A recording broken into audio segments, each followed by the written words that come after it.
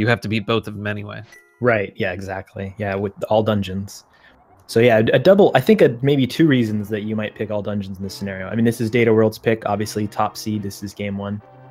But yeah, one of them is to maybe press home an execution advantage, but also reduce the volatility, like VTorp just said.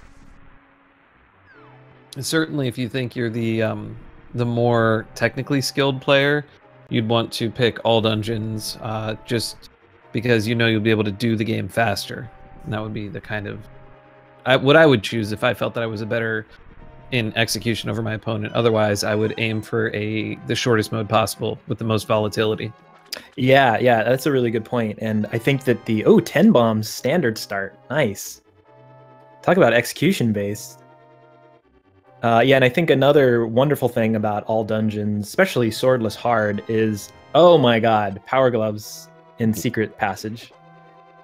A nice item to have, but doesn't really help him that much at the moment. Yeah, that's true. You know, it used to be that you could lift that gray rock to the right there if you got an early power gloves, but somebody removed that from the game because they didn't want people to break it in the rain state. So I don't know who's responsible for that. I don't have no idea what you're talking about. Once you talk to Uncle, you can't get out to that rock. That's true, but what I'm saying is if you got the power gloves in Uncle, then, you know, in the vanilla game, there's no guard there blocking the gray rock, but in Rando, somebody's responsible for putting a guard there, so you can't leave during the rain state. That's true. And it's only if you get the glove in Link's house, because honestly, once you touch the Uncle, you no longer can get out of the castle area. Right, yeah, if you die or save and quit, you go back there. Right, you'll end up at the Uncle. Okay, already with this execution thing, this is a hard bomb strat. DataWorld doing it quick, and Cfalcon going for a slightly safer strat after missing the first bomb. Yeah, it definitely shows that DataWorld has practiced the bomb escape. So this would be a very familiar thing to have practiced in the spring tournament, which both runners actually participated in. Cfalcon, this was right when they first joined SRL in March, which is just insane to me. Very, very quickly getting into the competitive rando scene in a really big way, and made it into the top 128. DataWorld making it into the top 32 of that race. DataWorld had a beautiful boomerang room. Just dropped those 2 bombs in the perfect spot and kind of walked around. It was very nice.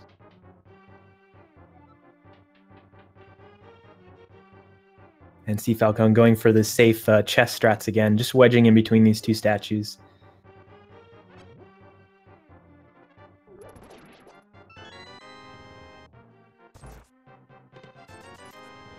This is, other than the gloves, kind of a not very exciting escape. We have a map, 5 rupees, and a red rupee so far in the Zelda cell. I don't know. I would call it explosive, at least. Absolutely. So, I've got some stats here, which I think are really interesting about these runners. In the qualifiers of this tournament, Cfalcon getting 1 race at a 0.93 and another one with a 0.99 in 2nd place, beating out ACMLM, Jet, Firame, Pika-Pals, other prior tournament finalists, which is, I think, really crazy. DataWorld having an average of 0.9442, which is just amazing, right? This is why they're in the top sextile. And also getting a 1st place in Game 8 with a time of 1:14, which, I mean, I can't even imagine doing a sub 120, but 1:14, it's just insane. That's really good. Yeah, so both runners very good. Cfalcon getting among his other races an average of 0.76, which is why he's in the bottom sextile. But obviously, with that 2nd place finish, shows us that he totally has the potential to, you know, he might be the underdog in this race, but totally capable, as is everybody really who's made it into the qualifier stage, of pulling out a win, even against a top-seeded opponent. And if you look at their SRL history, Cfalcon started officially racing in SRL in March, but he's been racing offline since December 2016. He just didn't have a machine that could stream. But if you look at his very limited race history, he's gone up against DataWorld only 3 times on SRL, and of those 3, he's won 2 of them. And the one that he lost was his very first SRL race in a weekly. So, wow. Yeah, I mean, I think this race is maybe closer than you might realize. Obviously, dataworld, very consistent, very good runner. Cfalcon expressing before the game to me that you're a little worried about swordless mode, but I think that this could be really exciting. Going for a kamikaze strat, dataworld picking up the small key in the sewers. Which originally, when I was like, yeah, you can always kamikaze things, then I tried playing through this on Oko, and I'm like, that's not the best strat.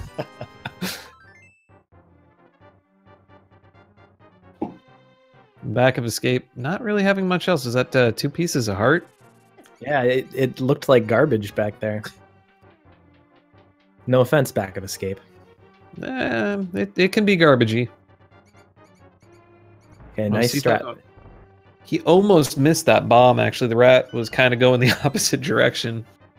Yeah, he barely came right back into its large hitbox.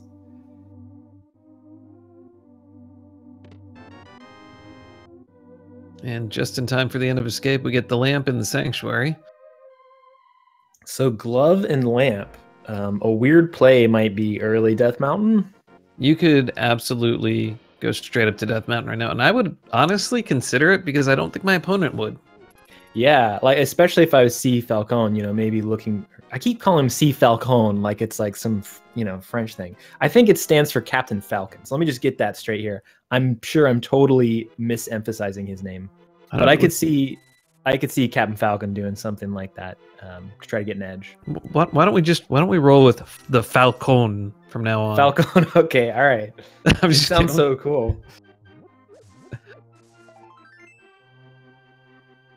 Piece of heart at the mushroom spot in the Lost Woods. Dataworld just picking that up and about to drop into the hole. And the Falcone is leaving the sanctuary area. Let's see if he goes up to Death Mountain. Feeling like it, or he's at least going to do a check on the lumberjack.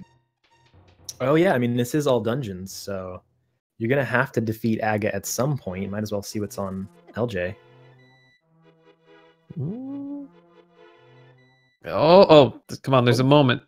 He was thinking about it. Yeah, he took a few steps that way. We find out the hoarders are hoarding hearts. I love the way those things fly out of him. And lumberjack is 10 arrows. All right.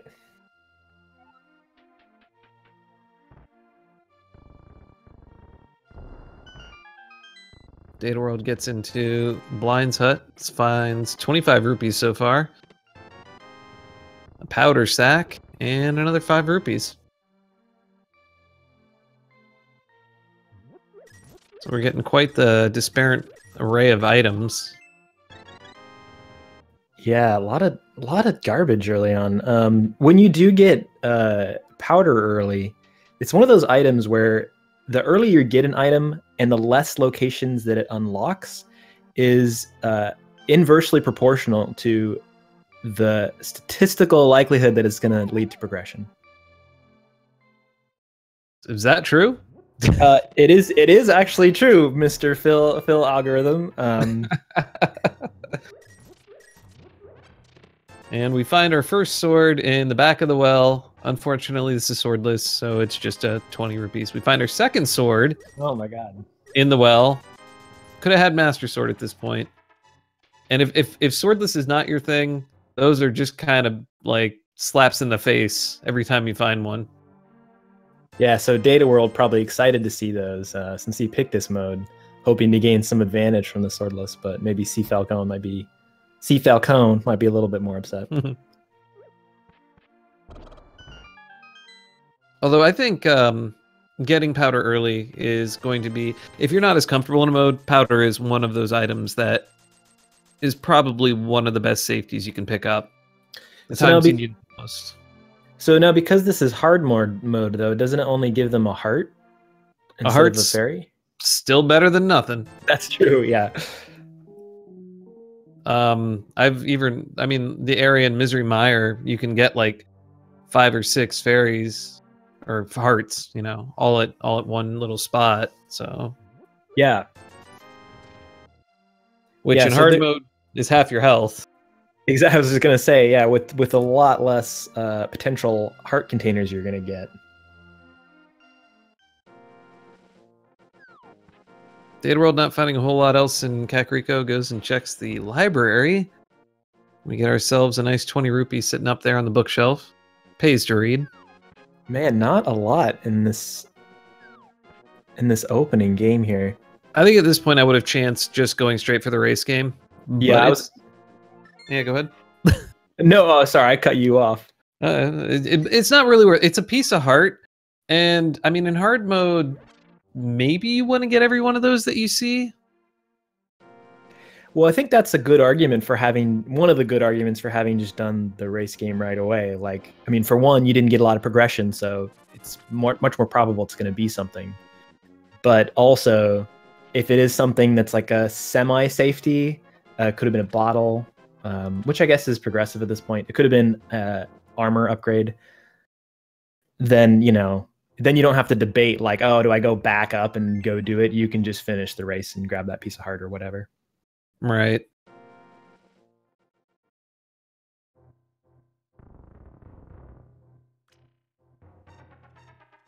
We got Data World checking out our floodgate item.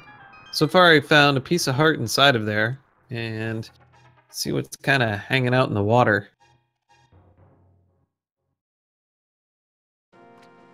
He did not just walk away from that. Walked away from the best boomerang. So, I mean, in hard mode, it's not going to stun anything, but you could still use it for speed strats or flipping switches and stuff. That's true. I mean, it does knock things back. Yeah, that's true sometimes. Okay, it's not a great thing, but it's the best boomerang that you can get. Well, and you could kill things with it. Like, imagine a scenario in which you're out of bombs in Ice Palace and you need to kill the Stalfos with the boomerang. That is true. It does, in fact, kill that Stalfos. Ooh, 8 bomb drop that Data World left at the bottom of the mini Moldrum cave. Find some mobs inside here, but might be worth... It's going to be a bit too late, and does get this single arrow.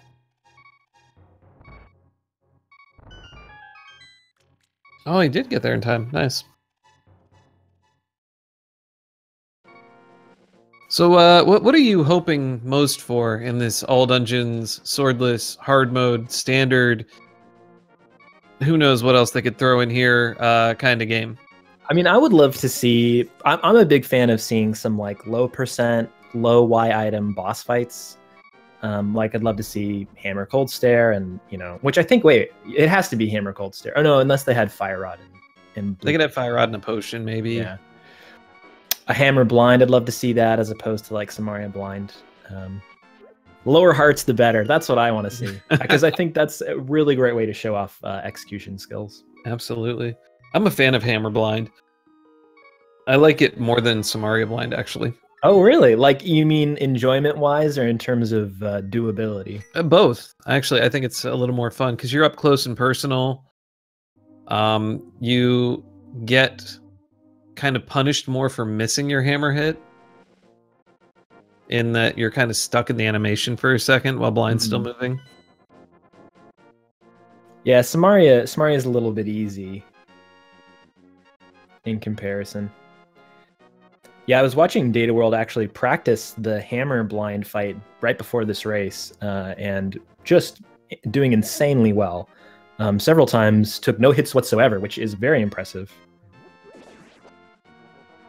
Yeah, most of it, I mean, it is a scripted fight, so if you find the path that you would do with the sword, with the hammer, if you can map that easily, it does make for a good fight. Data World doing his check on the lumberjack item, sees that it's nothing useful. I mean, correct me if I'm wrong, though, but the script for the hammer fight is a lot more difficult because in the script for the sword fight, you can just hold your sword out and it's automatic. You're going to hit it on the right moment. It's a bit more timing related, yeah. So I will give you that it is certainly harder.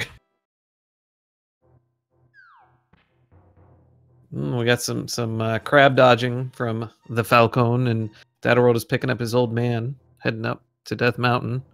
Got to be something up here, or our progression is at Eastern with Sahasrahla. Oh yeah, that's right. Could be. Yep.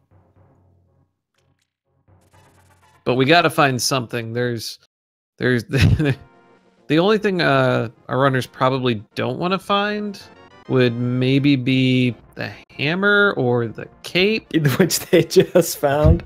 Yeah, so I mean, a bug net or a hammer would put Aga into play right now. Without a moon pearl, I'm not really sure that that's going to be very likely, but could be. On a side note, they still have to kill Agahnim. It's all dungeons. Yeah, they have to do it anyway. So it's not like they're losing time by doing Aga, or it's going to be a hard decision to do Aga early. Although if you make the decision to do Aga early, like in this case, I don't even think logically they can be required to do Aga with 10 bombs, can they? I think they need some other weapon. The 10 bombs might not be enough, but whoa, we get a hint there.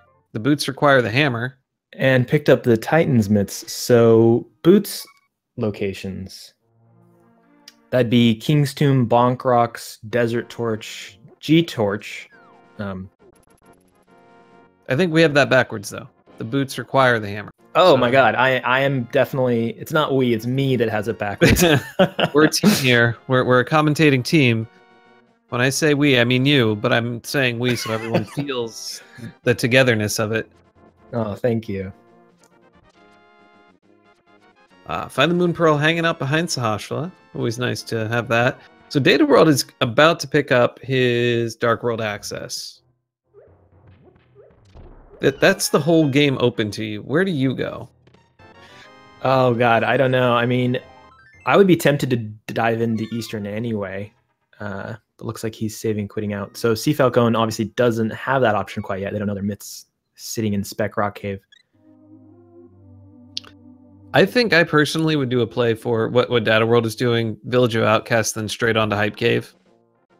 It's always rough when you're lacking the hammer, especially in Swordless, where the hammer is so valuable.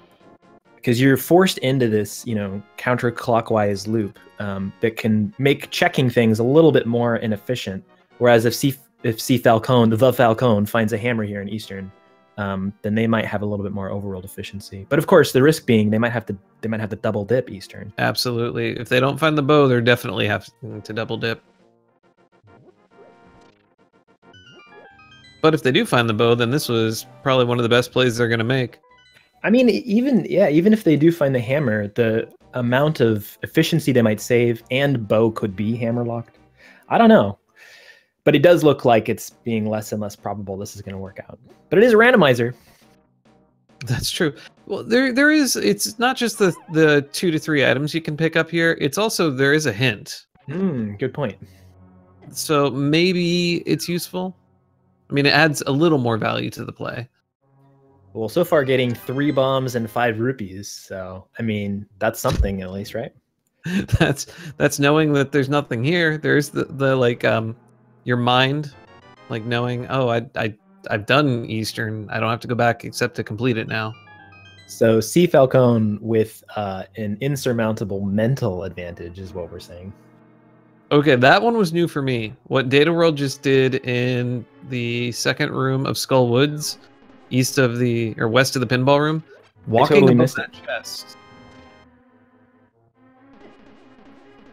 Sorry, what did they do? They bonked a chest? No, they just kind of walked around a chest from the top. I don't think I've ever seen that before.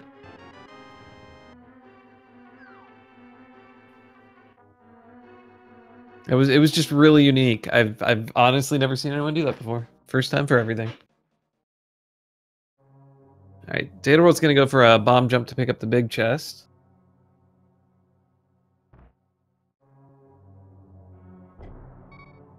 Oh, rip. Runs out of health. Smart.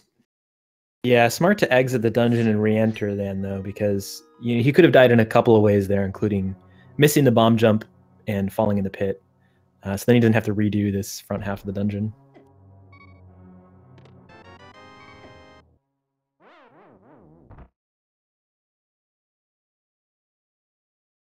All right, so Cfalcon in the bunny beam centric room gets the big key. I would go check that chest. Yeah, I was gonna say there's a third item here. I believe we haven't seen. And did we see the hint tile? I don't remember seeing the hint tile. Did they walk by the hint tile? I think we were both so amazed by the chest thing happening, maybe. We were glamored. The hook shot requires the cape. And oh, the the nightmare bird requires the sign. Requires a sacrifice. Dataworld taking a death in the overworld after seeing the hook shot and immediately picking up a sign, which is a great play because one of those murder dactyls is going to come immediately at you. Just mistimed the throw and ended up taking a bird to the face instead of throwing a sign into a bird. So going to be slowly walking back to definitely go get that item. It'll both help them with killing certain enemies and speed up some of their movement until they find that hammer and then find the boots. Puts a lot into logic on Death Mountain too, including hearing from chat that the hint tile was cache in Paradox Cave. So very important hint there. That could be a lot of cash. It could be, although the Falcone did take the time to get the Rupee Room in Eastern Palace. So I think that they're probably good on money unless they need to buy some potions, which in hard mode might be happening. Most definitely. I mean, knowing that you're going to be at lower health, and I mean, the blue mail is probably plenty for our runners, but if you don't get that, having just a little bit extra backup would be good. All right, Dataworld can take one hit from, I believe, the murder dactyl, but is able to get the sign on him this time. Does get hit in the back while lifting the rock, though. That's a nice deboost because he didn't have to wait for the animation to finish. So if he intended that would be awesome. Absolutely. We got Cfalcon heading up Death Mountain, got his cape, gonna go get his Titan's Mitt, and then be off into the Dark World, I'm sure, next.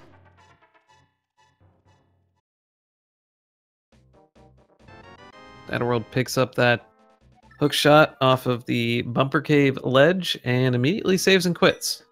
Probably going up to Death Mountain. Or trying to. Yeah, the real boss is the start menu. It is sometimes. When there's only 2 items, you can't wrap, but when there are 3 items, you can. Oh my god, I didn't know that. So you can press up once you've saved the old man, but it doesn't work when you only have the 2 items in there. See, me, I never really try to rap because I don't know if you can tell from my voice, but I'm very white, so. There are white rappers out there. I've read about them in the newspaper. Oh, okay, so we're gonna get a look at that cache in Paradox Cave. Can't wait. It's true, but there are also another 6 items that we're gonna get to see here. I guess that's true. There's the cache. And there's Ether, and the 2 chests at the bottom. Ooh, a unique item is in Paradox Cave. Cfalcon is picking up a map check. We got 6 and 5 in Pod and Skullwoods. We have the green pendant in green pendant in Skullwoods. The 5 and 6 crystals are Pod and Thieves Town, and then a pendant at Swamp Palace. Okay, bow and Paradox and shovel. So 3 unique items in Paradox Cave. That is true. Those are pretty solid items. Mostly the bow because that's now the best weapon they have. Yeah, and guarantees that Dataworld is not going to be double dipping Eastern. So that's a built-in like 3-minute time save about for Dataworld, depending on when they get the boots. I'd give it more like a minute and a half because he's still going to go through the dungeon and like collect items unless he's in go mode. And I believe he has to still get the big key, which is at the far end of the dungeon. Oh, good point. Yeah. So it would just be the walk in to about the big chest area that he's saving. Yeah, good point. You're right. No, I've spent time timing it. Not really timing it, but pretending in my head.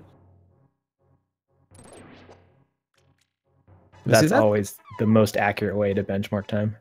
Well, I do play bass on the side, so I would hope that my internal clock is pretty good. See, Falcone getting some hard hat beetle and firebar fun there, trying to dodge it like it's nobody's business there.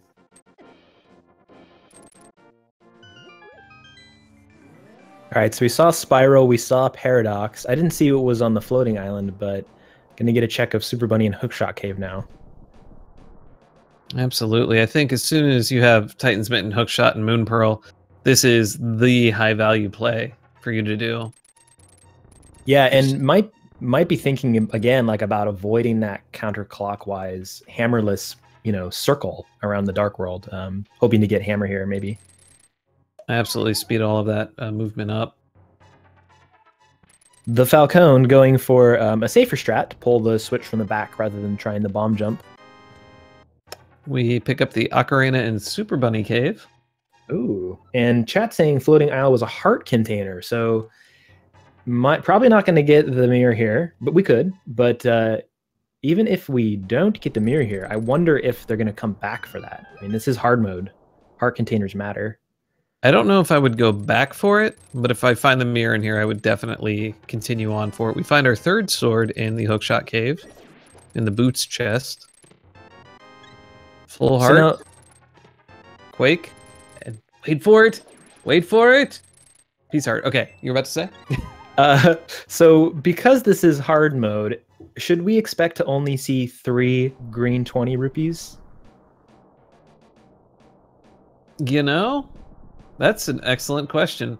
I believe you would only see 3. Actually, you might see all 4. Reason being, I think we literally swap them out for the 20 rupee items on generation, as opposed to what happens in hard mode with the sword items, where once you hit the third sword, it changes the last sword into something else as you pick it up. Oh, interesting. Yeah. So now I don't remember. Did dataworld do this mummy room to the I don't Dicky believe chest? so. I don't. It's a hard one to do without a weapon. Shovel proves to be an amazing item, giving 5 rupees. There are only 4 of those in the game, I think. So, well, maybe some more. Hard mode. I don't know. We'd have to ask a dev or something. They'd have to look at the code, I'm sure.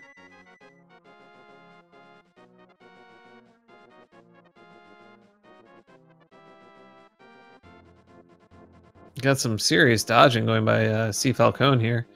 Yeah, interesting killing the blue barries. They can get in your way out, of course, damage you, make this room harder.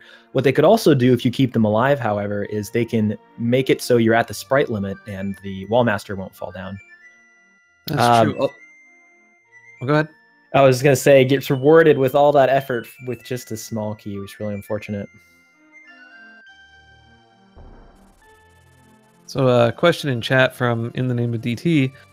Regular hard mode still has 4 sword locations. Yes, every difficulty still has the same amount of items, but you get limited on collection. So if say the back of Escape, the 3 chests there all had swords, and you were playing Expert, and you and someone else were playing it, if you both picked from opposite ends and opened all the chests, one person would find the fighter sword, then the master sword, and the other person would find them in the opposite 2 chests. But the last chest would then be I think it's the 5 rupees or 20 rupees or whatever it ends up turning into. All right, Cfalcon goes for the hook shot and gets the bird kill right away. Gonna save some time there, not taking overworld death. That actually is a huge time save comparatively. Any overworld death when your only entry is the Titan's Mitt is huge. Yeah, it might make up a bit for again having to double dip Eastern Palace here.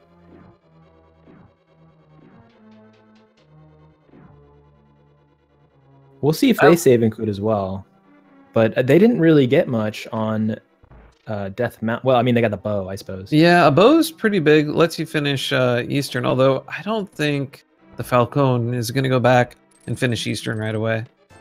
They got the 3 items, I believe, so it's not, just go back when you go do pod. Yeah, that would be the one advantage to them right now of grabbing the bow, is being able to do the right side of pod. They don't have a bottle to do any of the potion or fairy glitch. So they will, currently they do need actually the bow to do the right side of pod.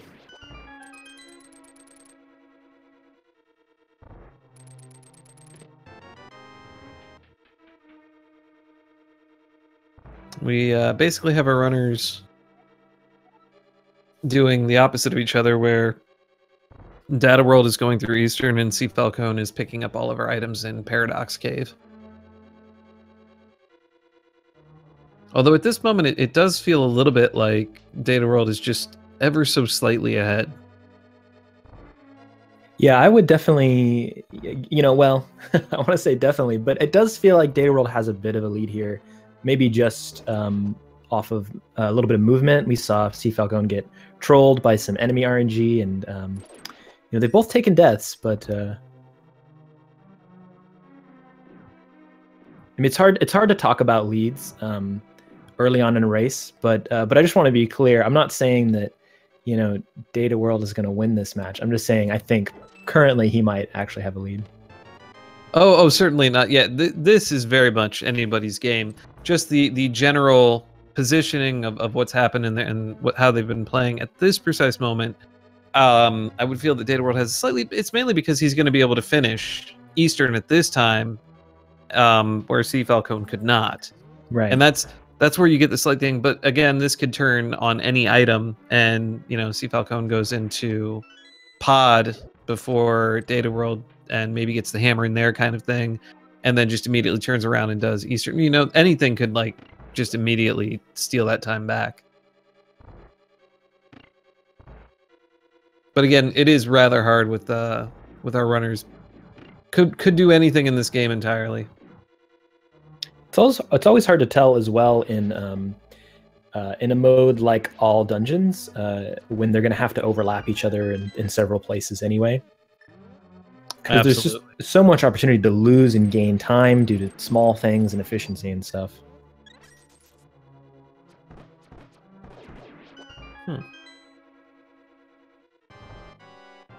I guess there was a fairy in the prize pack there.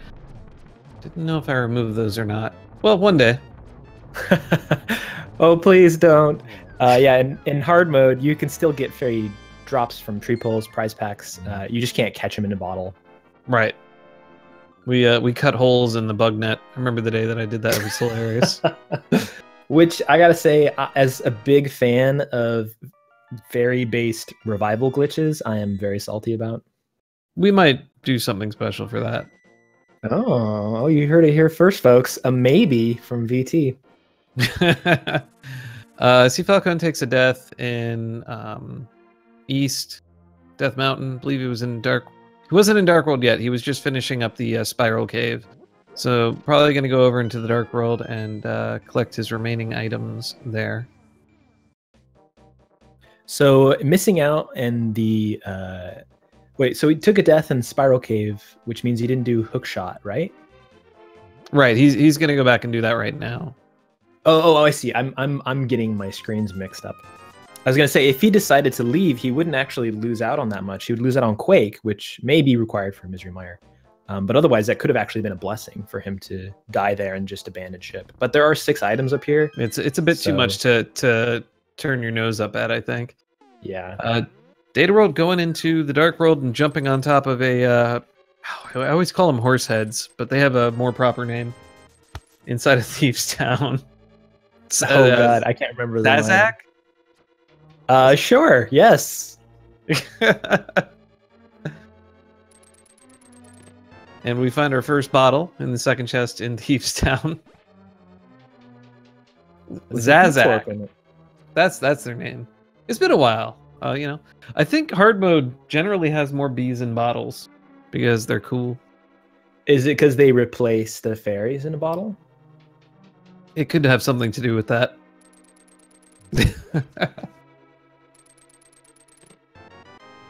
Cfalcon checks Turtle Rock, finds out that it is in fact Bombos to get in. And Dataworld grabbing a fire rod in first 4 of Thieves Town. So 6 hearts. Okay, he's taking a death warp. I think he's gonna peace out and not come back until he has a hammer. Yeah, hammer or at least a weapon to defeat Blind with, because although he can go through this dungeon, it's like, okay, I have to go back to kill Blind later anyway. But of course, hammer could be in Thieves Town. It's highly, highly unlikely at this point, but it can be there, yes. You mean just because of how much is open to the players? Just well, percentage based. It's less likely to be upstairs, because you can use the small key to get up there. It's still, I think it's still very lightly possible, but it's so low. And then your other option is hammer being in the like, maiden's chest. Yeah, in the maiden's chest, because you'll need something to kill Blind, as you said. I think it's a good choice, just piecing out, getting that blue mail in the bombable hut in Village of Outcasts. It's a great find. I would personally consider going on an adventure with a frog, but I think we're going to do the digging game first, just so we can maybe do a frog adventure shortly thereafter. Did dataworld open his flute? Yes, we talked over the national anthem. It's okay. No one in Hyrule knows that song. But it looks like Falcone's going to do a check on the desert, probably pick up a Gina, then flute back, and maybe go Mire area. I would at least do it to find out what the medallion is and get 2 free items. Yeah, I think that's a great reason to do it. You can dip Mire currently with that hook shot. You can. You're a red cane away from being able to finish it. And the Vitreous fight would be not fun right now without the hammer. You would have to do an all bow / bomb Vitreous fight. I'm not even sure with 30 arrows and 10 bombs. Like, is that even possible? Yeah, it probably is. There's some math about this somewhere. I don't think we force that on players, but Cfalcon can go fake flipper.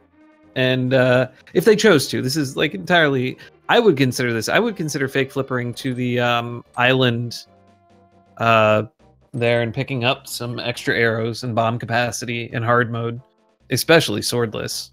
Yeah, it costs 200 rupees, but right now they do have a good amount of rupees. Absolutely. And you know you're going to get more. Just having the ability to maybe even carry like 40 arrows, that is plenty to kill Vitreous with.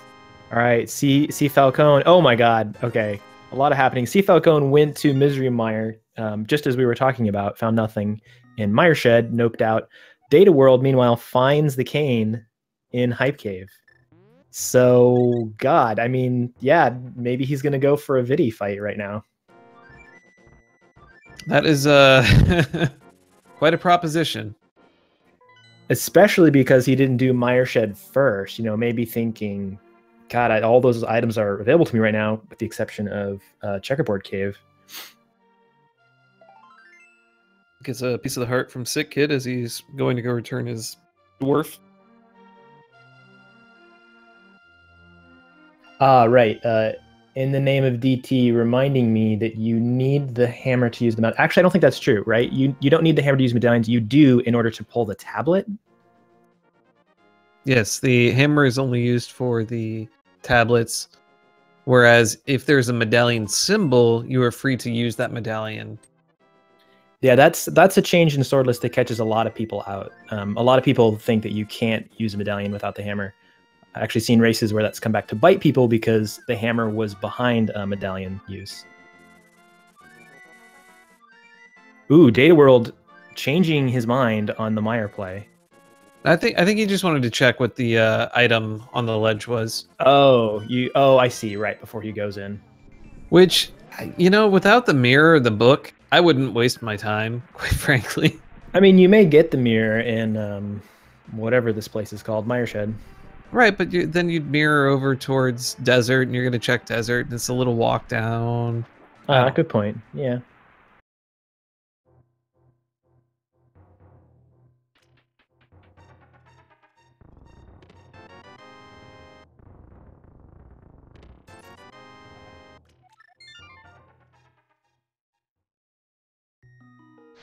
Okay, abandoned ship on the early Mire play, though.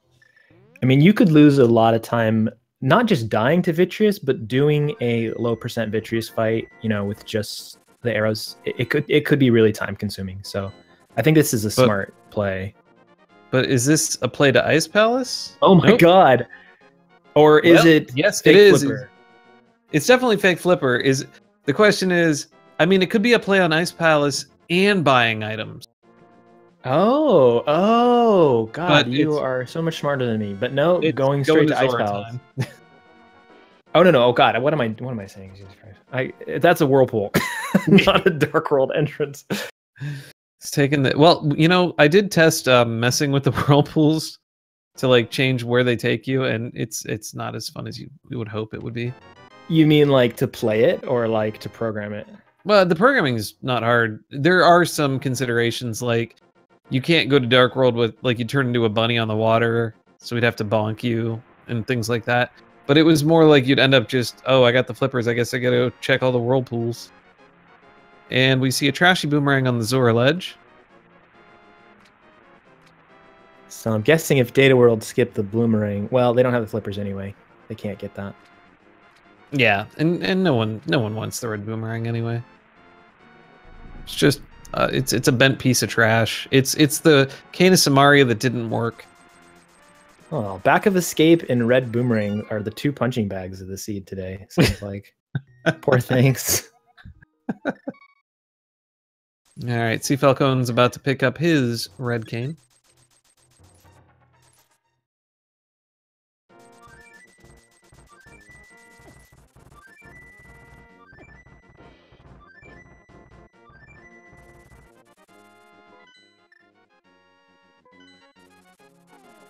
Misery Mire being the only dungeon that is 100% clearable right now makes it a really juicy option. I think that might be what Dataworld's considering. With that blue potion purchase. 200 left over if he wants to get an arrow upgrade or a bomb upgrade. I would 100% be getting those arrow upgrades. I'm call me crazy. Actually, you can just call me crazy, and we can leave it there. You're crazy. Thank you. Oh no, he's going back for Mothula, right? Okay, I was wrong. This dungeon is also full clearable. That is two good dungeons to finish up. He's already got the Eastern Palace one out of the way. Now, oh, go ahead. I was just going to say that this is the green pendant, so he's going to get an item from this, but I don't remember if we saw 2 items in Skullwoods already or not. Well, I'll tell you, we certainly saw Skull Woods and many things inside of it. That's true.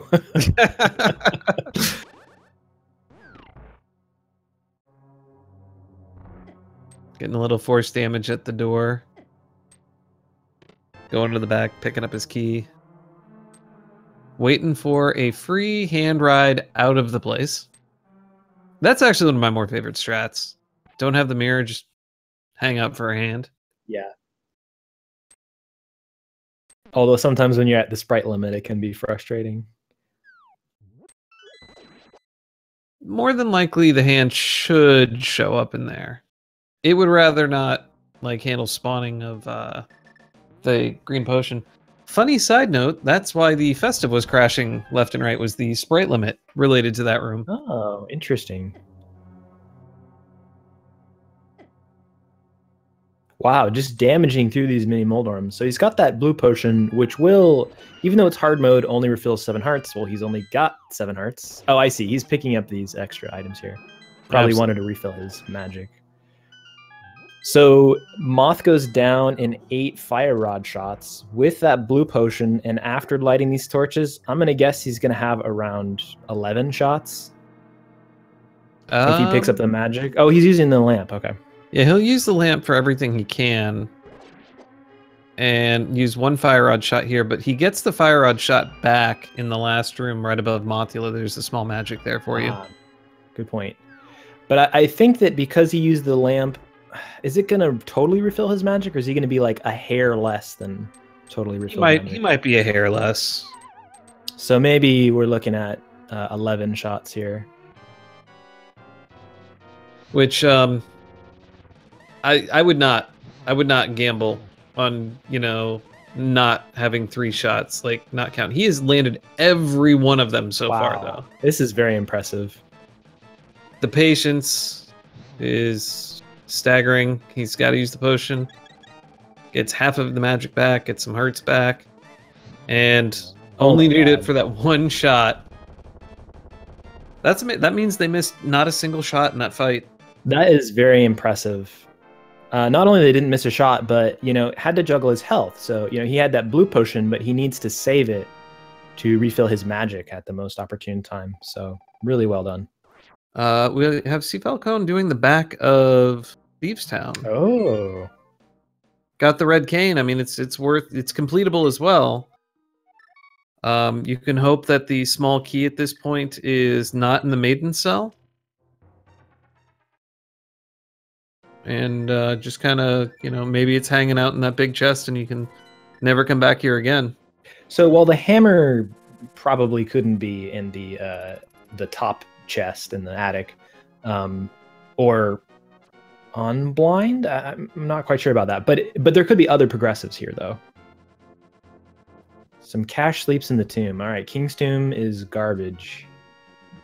Well, I mean, one man's garbage is another man's cash. Wait, okay, so you don't mind, you hate Back of Escape with pieces of heart and hard mode and cash, but then King's Tomb with just some cash, you're going to defend it? Well, I mean, it requires the boots, right?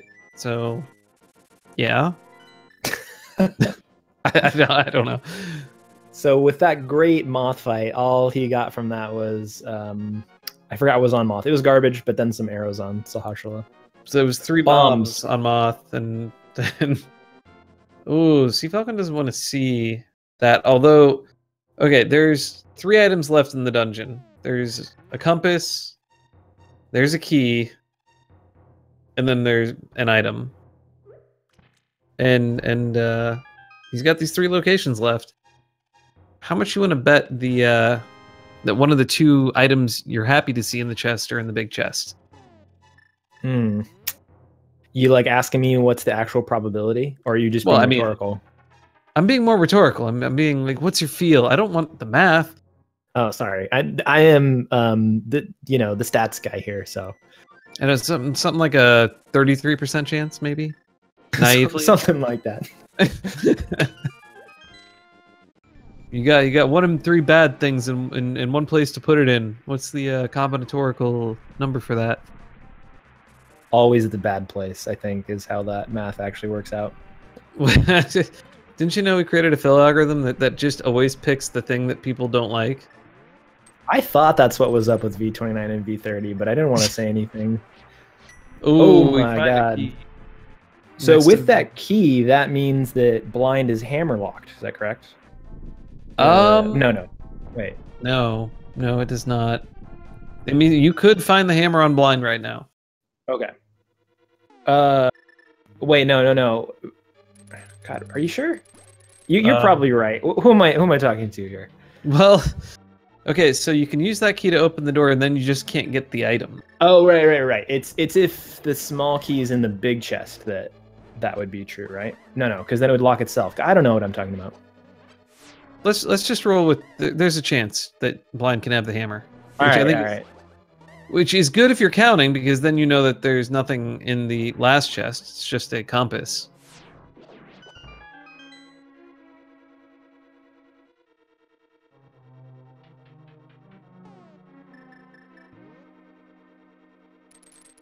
Hey, there we go. Blind is down with the Samaria. Oh, no. So one more item left in the big chest with that compass grab. That is certainly an oh-no moment. Dataworld checking the bridge chest in Misery Mire, finding a small key.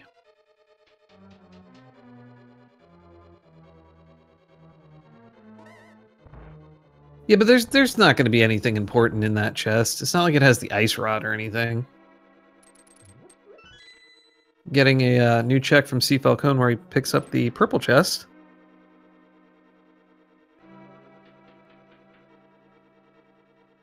So Data World hopping in this dungeon with just 30 arrows and 10 bombs to take down Vidi. They may not be trying to take down Vidi. That's true. They could just be diving for some items. Yeah, I think at this point, you're going to reassess your situation after you see what you pick up in the dungeon. Because you're kind of looking for anything, really. The purple chest holding 5 rupees. I think, though, didn't we see a hint for that? Or did we not see a hint for that? I might be thinking of something I was doing earlier today. King's Tomb? Paradox Cave? Tomb. Both had cash hints. I don't think we've seen a specialist. Specialist, yeah. Cfalcon setting up the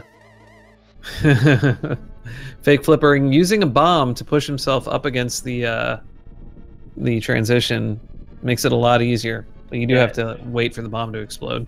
The nice consistent strat. Like, I think if you fail the fake flipper just once and have to do an extra screen transition, you've already saved time. So if you can't get it first try consistently, then using the bomb is a great way to set it up. Okay, and Shield is above the pose. Yeah, that's some huge information on whether or not you have to go behind King's Tomb. Probably don't care about a shield. And then I believe we just picked up something else here important inside of Misery Mire. The flippers. So that doesn't add anything that they haven't already checked, I believe, other than it puts Ice Palace in Logic, which is gross. It does, in fact, put Ice Palace in Logic, and Ice Palace likes to hold on to hammers. At least when you need one and you've searched most of the overworld. Okay, that's both items, and Data World is continuing. So with 1.5 hearts and 30 arrows and 10 bombs. Here we go, folks. I applaud this. Although, if... Oh no, is he maybe just finding the big key before he save and quits? Yeah, cause that would make sense. It's because he doesn't want to have to come back in and flip the switch. Nope, he's just... miscount, maybe? Oh yeah, I guess he's still checking chests, so it's got to be a miscount situation here. Yeah, because there's definitely a key in the compass left at this point. There's the key. It's either a miscount or didn't want to go down the left-hand side, because you do need a key to get through this door. Or I'm miscounting.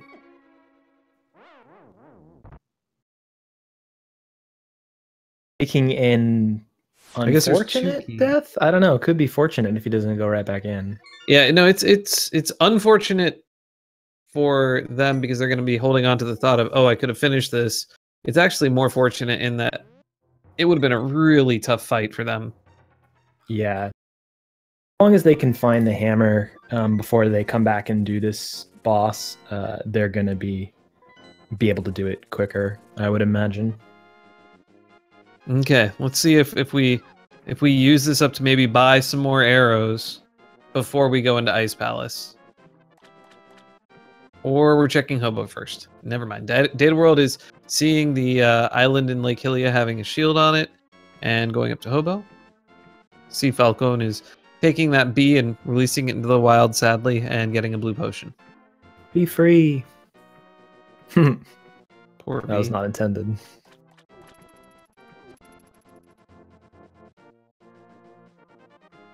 So let's see where the Falcone goes. Back to Kakariko area. I guess maybe they're doing their moth fight now, which makes sense. 2 items there that they can grab. Pretty good fight, and I also think Cfalcon might get, if they decide to fake flipper and go to ice, they might actually save time because Mire's there's nothing really there. Flippers are nice, but they're only holding you out of a place that you're already like blocked from as is without that hammer. Yeah, good point. I mean, that would be a huge play, though. That would be like 10,000 IQ play. The hammer can be there. It's just as likely as any other place that it can be in the game. People just don't want to believe it's there. And I don't blame them. So data world going catfish, I would assume. You can get over to East Dark World, probably Catfish Pyramid right in the pod. Oh, right. Without the hammer, this is his East Dark World access is swimming over. Yep, and no bug net says you can't go through Agahnim. The flippers might actually be the progression. Who was I kidding earlier? Oh, interesting.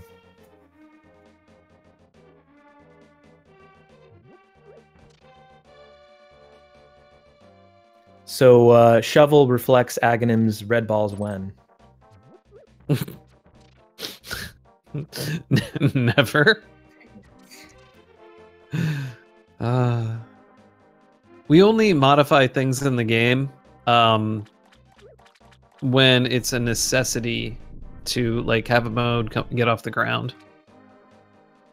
Like allowing the use of bombos in Ice Palace in Swordless was literally only so that we could like have similar logic to non-swordless. Or like, you know, turning people into werewolves and stuff. What? What? Huh? I mean, that's a festive. We do anything with those. That's where all the fun is in the festives. You've constrained all the fun into the festives. No, there's more fun other places. They're just the ones that we can go edge towards ROM hack territory and not feel bad about doing that. Oh, yeah, totally. Cfalcon has taken quite a few hits. Oh man, quit from the back of Skullwoods. You know, I actually really like that play. I mean, we know it's not gonna. He's not missing out on items there. But, you know, I think you can lose a lot of time by being stubborn and trying to go back and farm health and magic and all that stuff over and over again. You can lose a ton of time. So take a lot of damage, just bailed out early. I commend him for that decision. But where is he going now? Cfalcon's entering Hyrule Castle. Oh, no. Is realizing, hopefully, yep, they turning around.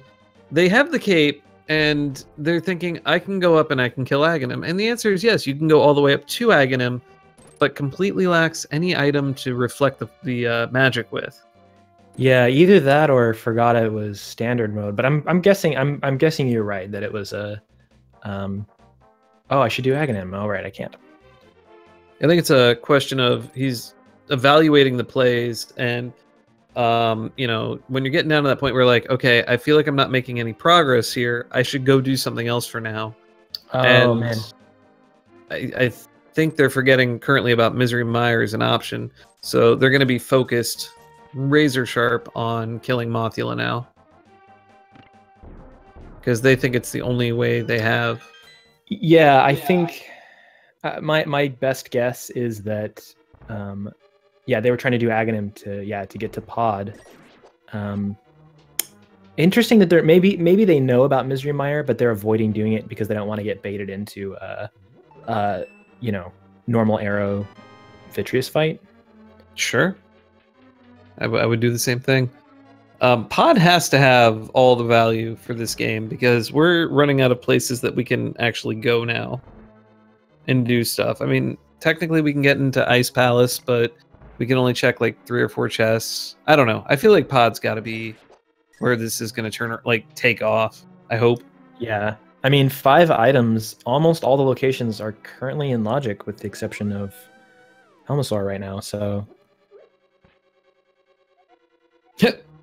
Duplicate it. Oh well.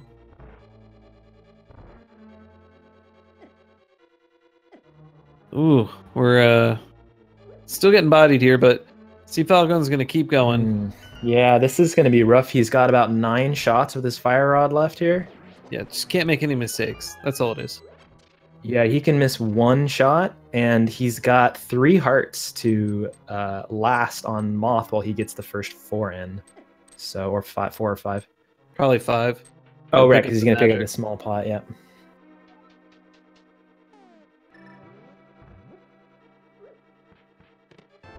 Getting a key on the right side of Pod, along with another key. Ooh, it looks like Falcons. Go ahead. Moth absorbed that first hit, it looked like to me. So I think he's got to do each shot perfect here. I think he's at least got 5 in, I thought, at this point. The first one collided with Moth's hitbox, but I thought he was over the spikes. It's hard to tell. He's being patient here. Yeah, no, the center one is, with that one block behind him, is generally a good spot to knock him back in. Oh, good to know.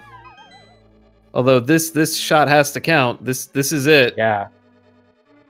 And Moth was on top of a spike coming down there. God. Wow, what a fight. That was a great fight. And dataworld gets the Agahnim killing Bugnet in pod. Now, Falcone's probably thought, you know, this was my only option, and then got those bombs. And is probably rather unhappy at the moment. Yeah, I'm guessing they're gonna go, you know, Sahashala get their arrows. Maybe they'll go and finish off Eastern too. I don't remember if there's an item on Armos Knights, but running out of locations. No, I think pretty sure they got all the items in Eastern.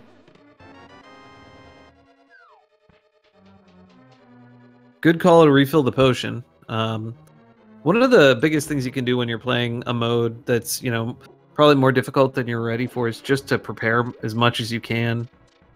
There's no shame in having every possible safety you can get your hands on.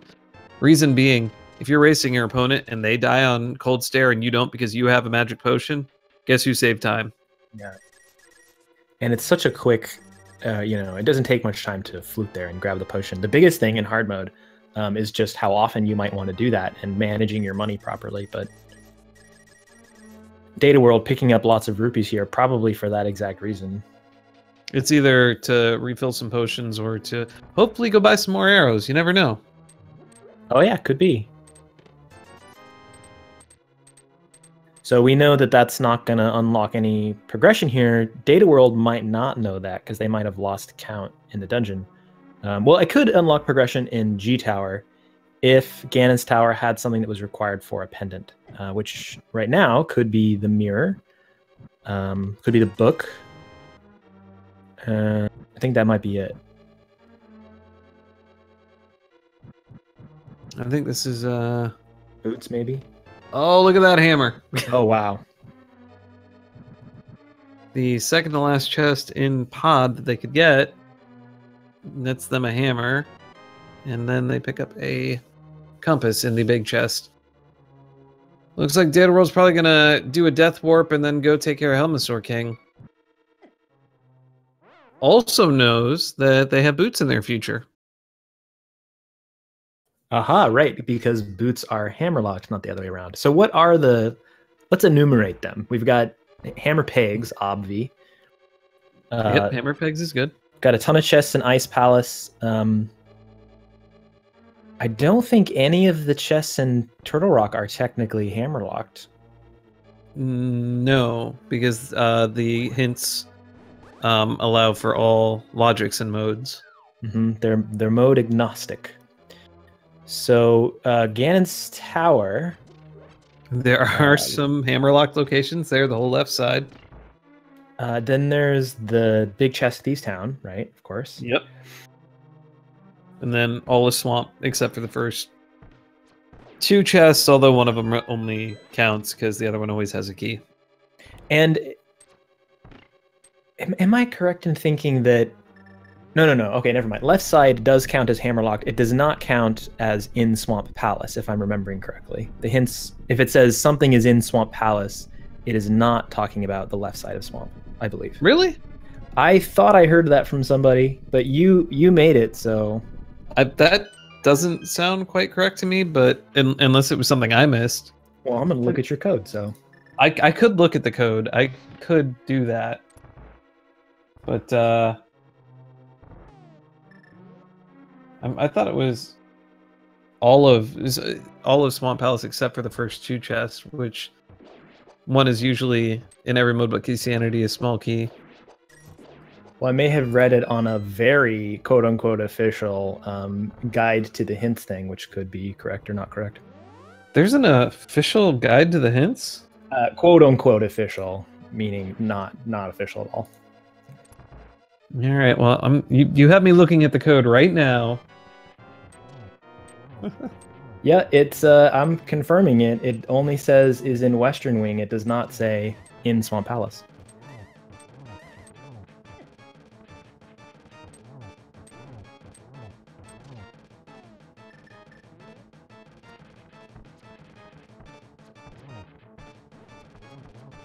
Would you look at that?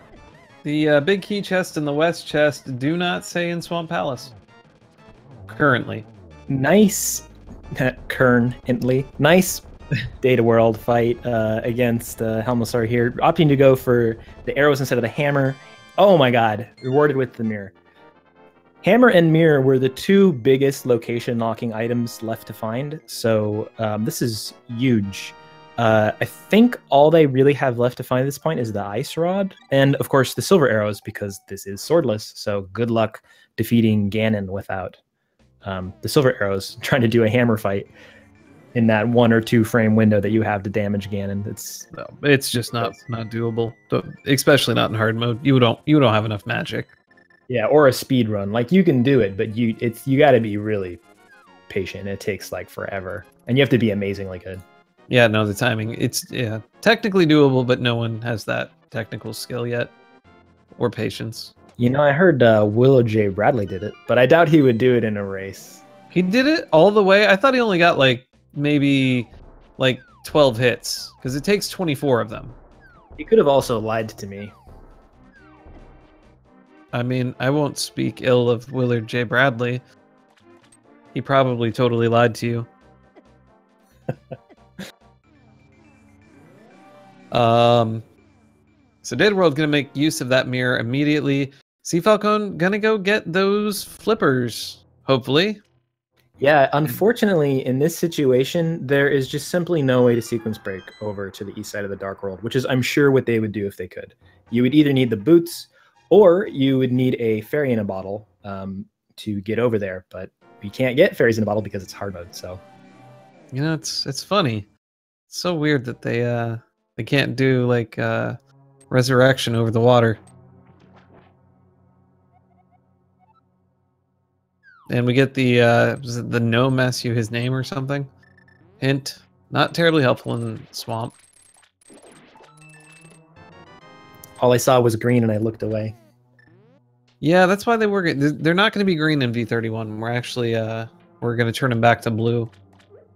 But they will still always have the link face in there, so you can be sure to know. I think that's good. That's smart.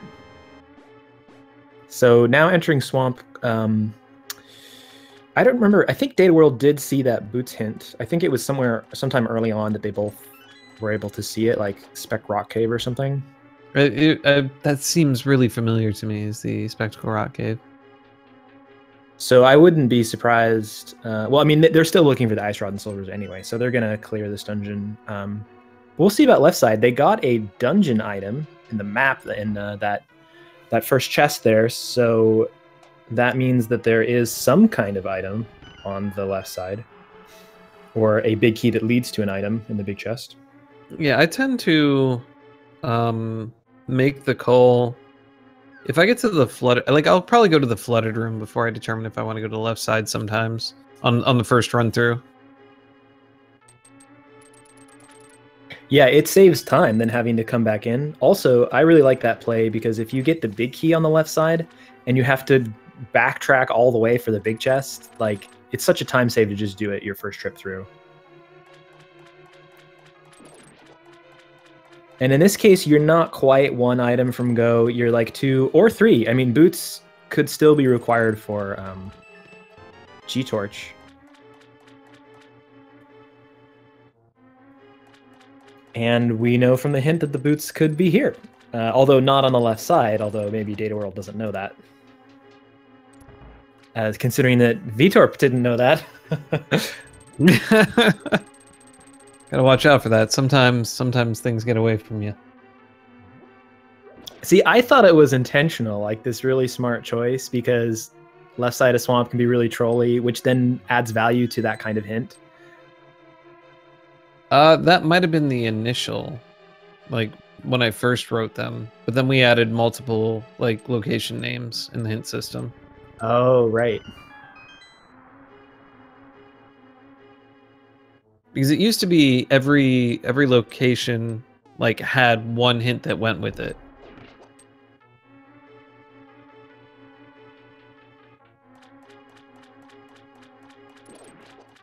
But again, we were planning on reworking the entire system in VD31 just to keep people on their toes. All right, Cfalcon gonna go pick up them flippers and probably finish clearing the dungeon for the big key, but I can't imagine they're gonna stick around. Yeah, they only have 16 arrows. Yeah, exactly. I was just gonna say 16 arrows. I mean, if they could farm, I don't think we've seen a stun drop yet, which they can stun with the hook shot. But yeah, you definitely want 30 arrows before you tried that fight. If they could do the fight and finish it, that would be a nice time save over dataworld. Cfalcon's got to catch up somewhere here. It's unfortunately been a pretty linear seed so far, so dataworld's been out executing, I think, a little bit. So that means that Cfalcon really hasn't had an opportunity to make some big play to get ahead. They tried to do an Aga play to get East Darkhold access, and that would have been significant. But unfortunately, the seed just is not allowing it. All right, so hopefully they recognize that with those flippers they can get to the East Darkworld. There was a moment, I think, of the realization of what access that actually gives them, and hopefully in their mind it is not Ice Palace. Oh God. Although, I mean, maybe they go and get arrow upgrade that they can't afford right now. Oh, right, that's true. They're a little bit short. And I don't just mean because he's playing the retro Link sprite. Who is actually, he's very literally a little short. Yeah. All right, so Cfalcon gets the big key, has been counting his items, and says, I'm out. Yeah, respect. Respect for that decision right there.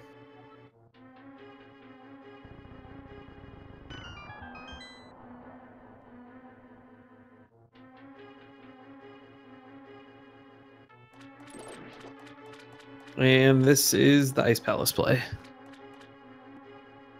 Hopefully, nope. This is just the Ice Palace play. And this is not the Ice Palace play. Oh, changing his mind. This is the I should go to pod play. Which we agree with and know is the very much correct play to do. Yep. All right, so Argus is either going to have the final item of this dungeon or it's going to have a compass, and the final item will be in the big chest. Because we know Boots is hammerlocked, if I were this runner, I would go back and check big chest, but it is a time sink, you know. I don't know. I mean, they're still 2 or 3 items away from go, so. Yeah, and Boots are the maybe you need them kind of thing. I mean, they save time, not that much time, but yeah, especially later in the run, it's not as significant. You also have a legitimate, no one's been in desert yet, and it's a relatively, what is it, a 1 in 3 possibility that you're going to need it? Just, or maybe it's a 2 in 3 possibility because of the small key and the big key? Oh, you mean logically? Yeah. Interesting. Yeah, in fact, thinking about it, interesting that they came here before desert in that case.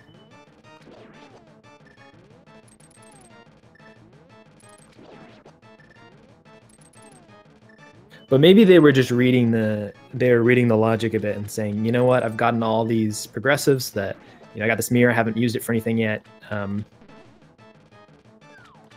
Maybe they're just reading the logic and came here for that reason.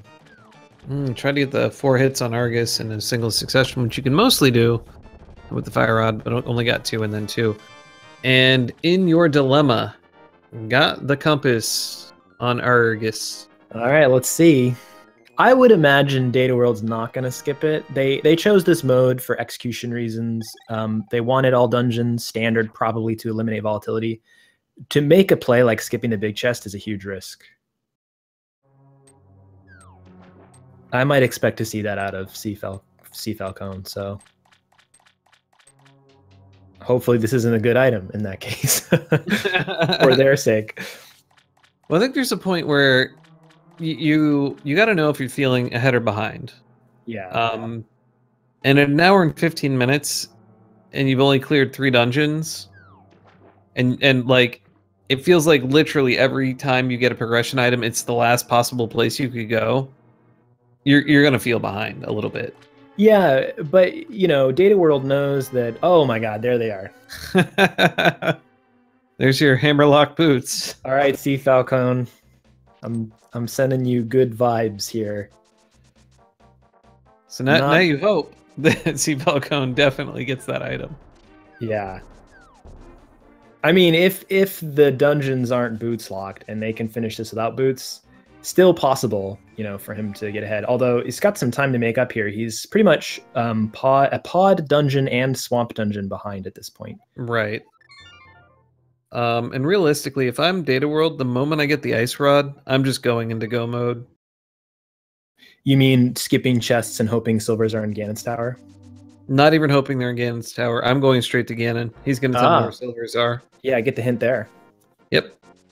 Because worst case, maybe I would clear out Ganon's tower looking for them. I would potentially do that because it's just so long to go back there. Yeah. But if it's in one of the other dungeons that I could go mode, it's no problem to go back to that dungeon. It's a good point. And when you have this many dungeons left, the difference between go mode and not go mode is so much more significant than the time that it would take to just go get the hint and then go back into that dungeon, whatever dungeon that happens to be. Data World not realizing or forgetting that we know there's just cash in here. Did he get the hint? Did he get this hint? I forget. Probably not. We know there's nothing but cash in there. Now, if it were the blue boomerang, that would have been a good hint. I'm still upset that they just left it there, lying in the water.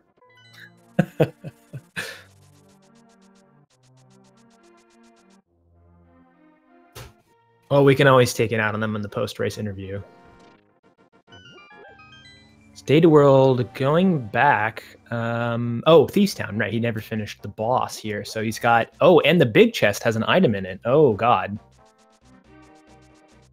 So Cfalcon did go back for Thieves Town, finished off blind, left the big chest, didn't have the hammer at the time. So if there is an item here, like Ice Rod, or probably the most significant item, then this could be worse news for Cfalcon. That would be probably the most devastating thing. Data World having some trouble getting past the Zazak. I got their names down now. That one was Red Zazak number 5.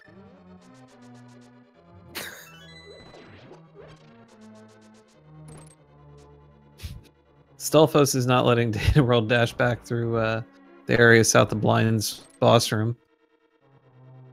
Yeah, it's similar problems on the Cfalcon side, except for he doesn't have the boots, but he's got to wait a little bit on this conveyor belt.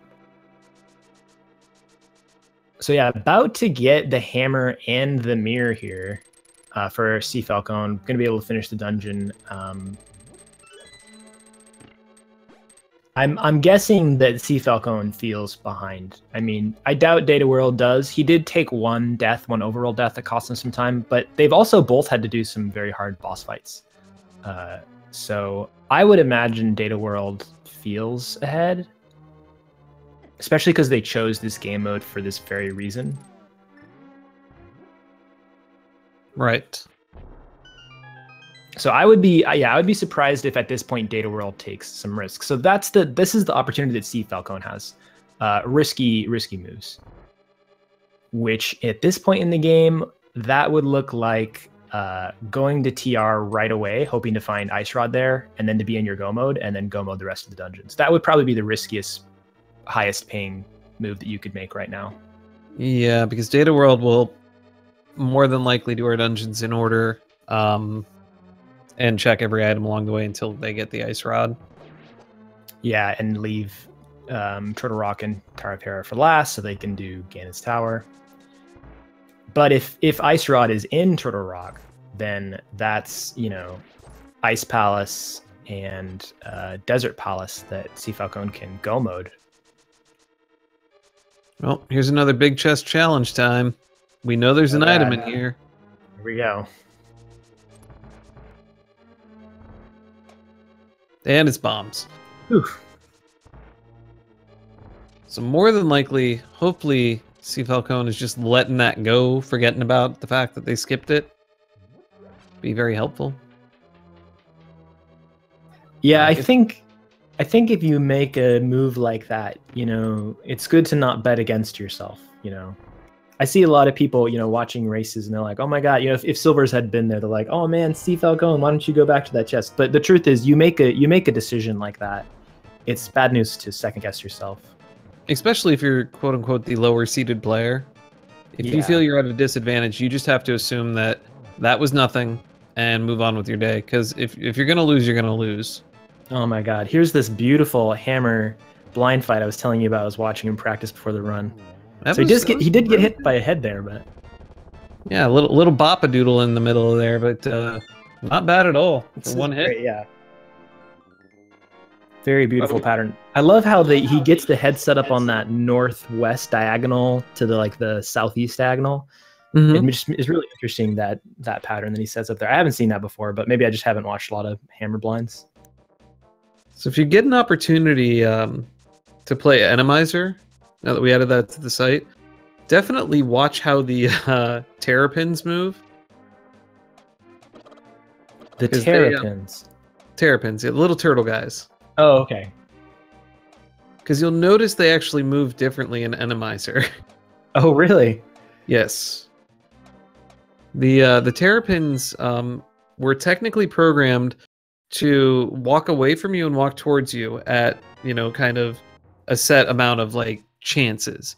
But somebody commented out the code in the original code base that has them walk away from you. That's why they're always coming at you no matter what.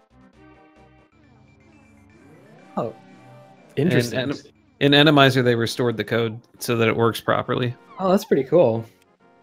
Yeah, there's some fun little gems in the code base. I never see really cool stuff like that on 10 interesting facts about Link to the Past Randomizer. It's always Chris Houlihan and, you know, unused sprites and stuff that we already know. Come on, guys. Well, we can't tell you all the secrets. That's just for us. Yeah, I guess they wouldn't be secret, would they? Cfalcon getting their hammer at 122 in a swordless seed. That is brutal. That is awful. That's like getting a sword at 122. It's like getting 4 fake swords and then getting the hammer finally at 122. Did they get all 4? I thought they got 3 of them. They might have gotten all 4. Dataworld found the 4th one. It's also a bit like rain on your wedding day, if I'm being honest. That's unique. Have you had rain on your wedding day? Or you know, a free ride if you've already paid. You know what I'm saying? Well, no, it wouldn't be free because I paid. Good point. I'll have to take that up with Alanis. you might have to have a little conversation with her. And her lying about spoons and needing knives. All I gotta say is just turn the spoon around. It's a knife, baby. Oh my god. Pro cutlery tips with VTorp.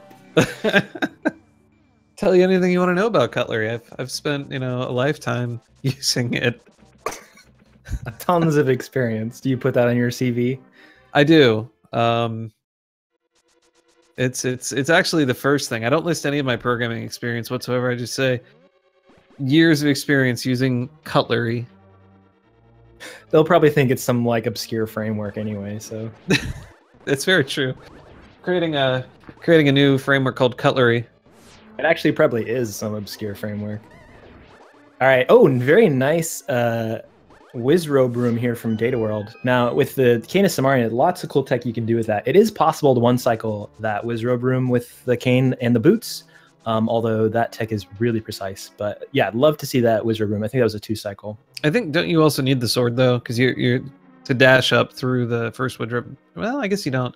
You just delay when you start it. Oh, good point. I think you're right. I think you might need a sword, too. Well, it wouldn't be dashing through the first one, because the first one you can get with a Samaria bonk, but you would need good, you know, RNG because of the Popo that might be in your way. And then you would also have to hit the very top Wizrobe, which normally you'd do with a sword, so. Thanks, Swordless. Swordless is all the rage. Swordless actually came down from it was about the time that they the NMG group was doing a lot of the swordless runs, and I'm like, I really want to play swordless, but I don't want to learn any glitches at all. How can I make the randomizer be swordless? That's awesome. Yeah, well, I'm like, people who don't want to know or have to do glitches should be able to play as well. That's a cool bit of history. I love how back and forth, like, it seems like NMG and Rando, have kind of informed each other a bit, I think the NMG community might argue that Rando's informed NMG, but it certainly has in terms of glitch discovery and just getting lots of people interested in Randomizer. I think, yeah, well, definitely both sides. Because the big thing is without the randomizer, the renewed interest of finding glitches would never have found the spooky glitch, which is huge for time savings. Yeah, it's like 20, or is it 40 seconds? It's some amount of seconds. That was like 15 or 10, which is still, I mean, a lot of time to be saved.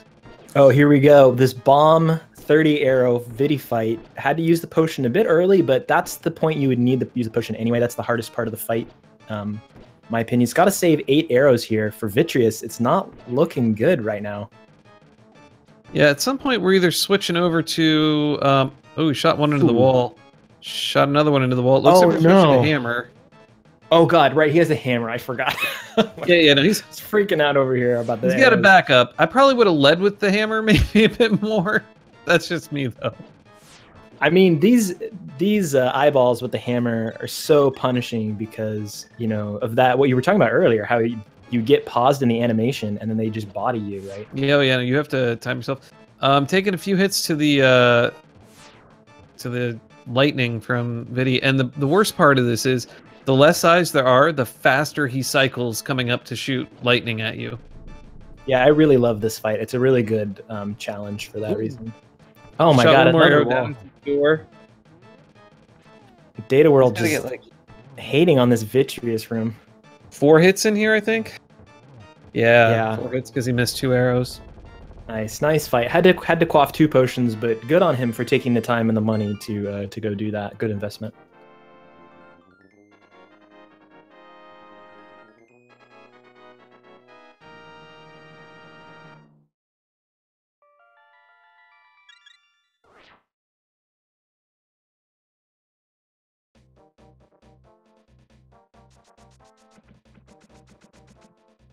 So this Cfalcon getting into Swamp Palace. Gonna do some of that action. Hopefully just snags that big chest. We're about to find out if that's actually required. Like immediately required. It might be required later as well. It's very much required. Oh my god. I think this is the moment that you just go mode the rest of the game. Yeah. I mean, the most significant save is Ice Palace, right? Yep. Well, and yeah, pretty much. Because I mean, you'll maybe you do Ganon's Tower until you find the silvers, or you get yeah, I don't know. Yeah, I'd be burning through. I'd check anything immediately in my way, like close by, like these few chests. But I wouldn't go. Like, I'm not checking the big chest here in Desert. I'd be piecing out to go kill. Yeah, I think that's. I mean, I think that's a smart play. I'm also curious that neither runner did Desert first. But okay, I have some really nerdy theory crafting here for you. Are you ready for this, Vitor? This might be the most nerdy theory crafting you'll ever hear in your life. I do appreciate theory crafting, so. Okay. All right, here we go. So this would be like my dream setup, although I doubt this is going to happen. And if it does happen, I doubt that the runners will know this tech. But here we go. So if silvers are in Turtle Rock and you go mode Turtle Rock because you're hoping that they're not there, that would be some time loss. You have to climb the Death Mountain again, and you also have to go through the dungeon again to get to the big chest. So that would probably cost you about 3 minutes or so. I don't know, something like that. Mm-hmm. But let's say that you go through all that, you do Ganon's Tower, you kind of go mode through that too, just get the big key, you go to the pig, and the pig gives you the hint. Well, what you could do in that scenario is if you mirrored out of a location in Turtle Rock, then you could retain your mirror portal even after going to the pig by setting up a Chris Houlihan into the Ganon Fall pit, taking you back to the Light World and back to Turtle Rock so you can get your silver arrows. Although, as I'm saying this, just one problem with that theory crafting. They would have beaten Turtle Rock, so they wouldn't have a mirror spot there. So never mind that theory. Rip. I was on bated breath for that entire... Sorry to tease you like that. You know, if they had a blue boomerang, they could have hit that crystal switch there really easily. Just saying. Yeah, so so Dataworld picks up the compass. That means there's no other item in this dungeon. We know there's no other item. They picked up the piece of heart and the ice rod in desert. Probably just going straight off to Ice Palace. Yeah, this will be the moment that we kind of see whether or not they're going to go mode. I mean, I wouldn't be surprised if they check like the first chest and the freezer chest because they're kind of on the way. Check the ones on the way, sure. But then maybe skip the right side if they're feeling like, I want to get the hint first. I mean, these checking checkerboard. Well, I think this is one of those like proximity things. You're weighing the amount of time it would cost to come back here versus just checking it right now. And if you feel your execution's better, you might as well just check it right now.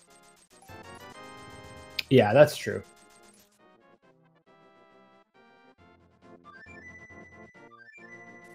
Oh my god. Yeah, chat pointing out we still need bombos. How did we miss that? Wow. For Turtle Rock. Well, they need it. Yeah, you're right. We don't need it. There are ways. Good point. Wow. So it looks like we're going to be slowly going through Ice Palace. Looks like Dataworld's going to do Tower of Hera first, which I think is fine. There's there are 2 hint tiles in here. And it's Fast Dungeon. That you're going to probably check most of the locations. So Cfalcon also doing left side first. They're going to get their big key on Argus. Hopefully they come back inside for those required boots. They might turn around as soon as they get the big key. That's also an option. I think in terms of catch-up, the biggest things that could happen for Cfalcon right now is something like well, I was going to say Bombos Turtle Rock. That's not possible. I don't know a big risky play, honestly, that they could take at this point that would save a ton of time. There's like lots of small things that could happen. Oh, they could find Bombos before Data World. That could happen. But then Data World just found Bombos, so... But they could find it. Yeah. So at this point, other than the silver arrows, which is the last item Data World will need to beat this game, that's I would consider this go mode enough. I mean, silvers are required, but Ganon's going to tell you what region of the world they're in. So then, would you say it's go mode after you get the hint? Then, I mean that's a bit far. It's some kind of mode anyway. It's a mode. Like right now, I would blast through the rest of these dungeons. Hope that you open it on like some chests that are on the way. Although knowing our luck, it'll be like upstairs in Tower of Hera.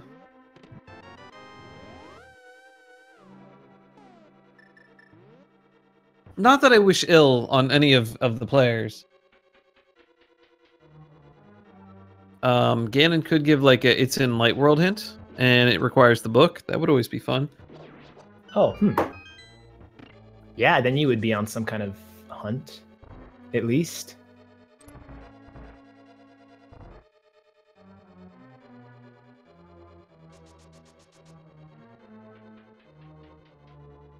All right, Falcone clearing up the Argus fight here, and Data World finishing up Tower of Hera. Not going to read any more hint tiles. Oh, running right by the chest. I mean, did he see 2 items here?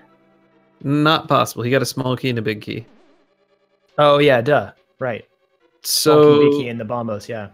Oh, so that's why he's going back down. Yeah, it's like, wait a second. Wait a second. Oh, boots require the hammer. That's two duplicates. Something else is going on. Funky there. Duplicate hint. And it's big 20 hanging out in the big chest. So another. Oh, go ahead. No, I interrupted you. I was just gonna say Cfalcon doing some hammer strats on Argus. You don't see that very often.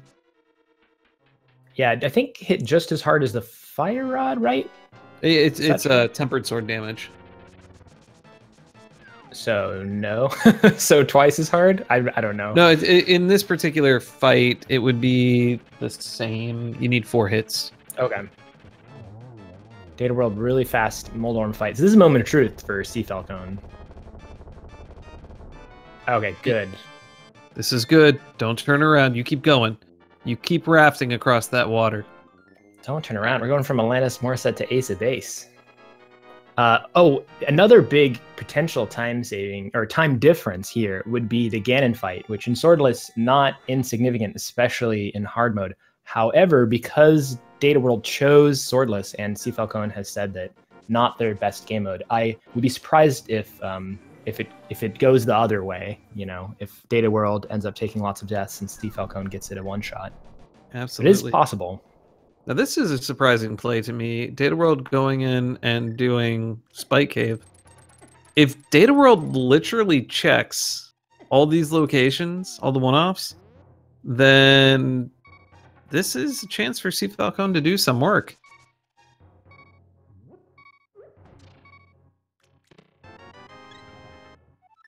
Not a bad reward, though, that heart container. All right, Cfalcon getting their boots and deciding to hop back into the Dark World here. I wonder if they're going to do like a blind check of the island or something.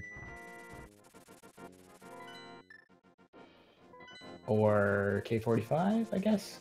Yeah, probably the one-offs that they didn't hit the first time they came through this region without the Mire. Dataworld, go buy some arrows. They're free. Okay, they're not free, but they're like relatively inexpensive. What does he need them for at this point, though? I don't know. 5 arrows is not a whole lot to be going into the Ganon fight with. You're like I put all this work into making arrows buyable. Someone's got to do it. Well, no, it refills your arrows too. So like you'd end up with 35 if you just go in there and buy one. That's true. It could be helpful in Ganon's tower. That's for sure. Like I would have considered picking it up just because I'm at 5, and you do have mimics to kill. And there's no guarantee you're gonna find. I mean, there's guarantee you'll find arrows somewhere in there, but okay, maybe you're fine. Everything's fine. I would have still bought the arrows.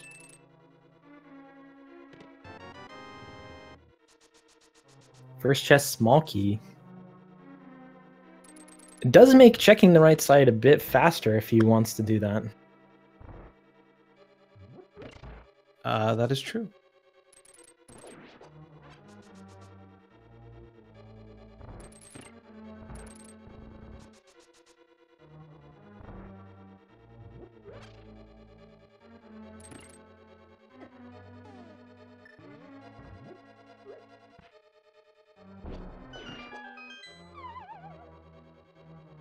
All right, so this is the point where if Cfalcon starts cutting corners, we'll start, you know, getting some advantage back. Yeah. They're absolutely going to get the Bombos medallion when they go to Hera. There's no question of that. They'll be searching for the big key. I think, yeah. It's just a matter of how soon they go to Hera. It's because it's one of those situations where it's like, God, you know, I need that one item. I need Bombos, and then I could do the dream, which is TR to Hera to Ganon's tower, which is True. I think why Dataworld put it off. But yeah, I mean that would be cutting. That would be the kind of cutting corners you're talking about. Yes, the little ones. You have to, like, maybe Cfalcon goes into Ice Palace next, and if they find the silver arrows, like in the first, I mean, obviously not in the first chest because Dataworld didn't find them there, but like if they had done that and found silver arrows and then just been like, all right, I'm gonna assume the item I'm looking for isn't here. You know what? Let's just hope they don't go to Ice Palace. I mean, there is a scenario in which this does win them the race, though. If they go right side, Dataworld doesn't. which looks like dataworld is going right side. So never mind. Dataworld is full clearing this. He is not stopping until has silvers. Because they did the bomb jump. There's no need to, like, I would personally just be go moding this dungeon. There are 3 items in here. I don't know. I feel like the time you're spending looking for something would be better off just getting to the end of the dungeon. Then I could be proven wrong if they find the silvers, right? Because then they truly are go mode fast, right? Yeah, that's true. Oh, is this the first item? Piece of heart? Piece of heart might have been the second item. Well, the first chest was a small key, and I think this is... Oh, well, I didn't see what was in that chest right there. Oh, was another small key? No, it wasn't. I have no idea. They got the big key. Let's see if Falcone's going to go ahead and kill himself some land mows. Oh, got a short hop on the third one. But 2 cycles them away. Gets their compass, and we'll see where they go. If they go Tower Repair, then they're basically just following in Dataworld's footsteps. Yeah, that could make them up a lot of time. But if Cfalcon can find silver somewhere before doing Misery Mire and before Dataworld, that would also, you know, save them a lot of time on the boss as well, the Misery Mire boss. Oh wait, never mind. Silvers don't work in hard mode, except on yeah. Ganon. That's they just need them. But we'll see how Cfalcon approaches this swordless fight.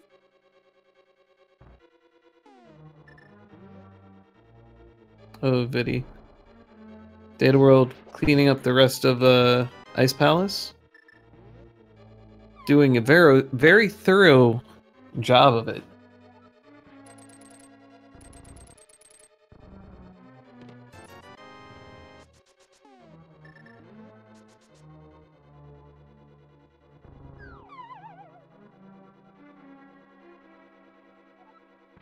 All right, looks like we just got some money in that chest. So it's either item 2 or 3. I think you've been paying more attention than me, Vtorp, to this Ice Palace. Well, unfortunately, I started buffering at just the exact moment that the big chest was opened. There was it sounded like there were rupees in that chest, so... Okay. We're back, but at least I'm back now. Dataworld dropping a Bombos tablet on Cold Stairs Shell, and I'm gonna go straight to the hammer. I probably would have started with the Fire Rod. Like, just use up all the magic in it. You can't take it with you past the fight. Switch into it a little bit later.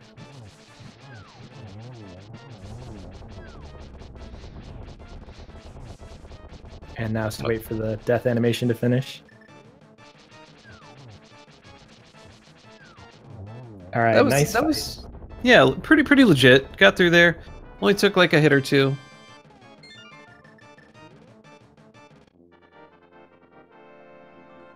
And now just has Turtle Rock left to clear out. Only item missing to complete the game, the Silver Arrows. At this point, you're probably banking on the fact that it's going to be in Ganon's Tower.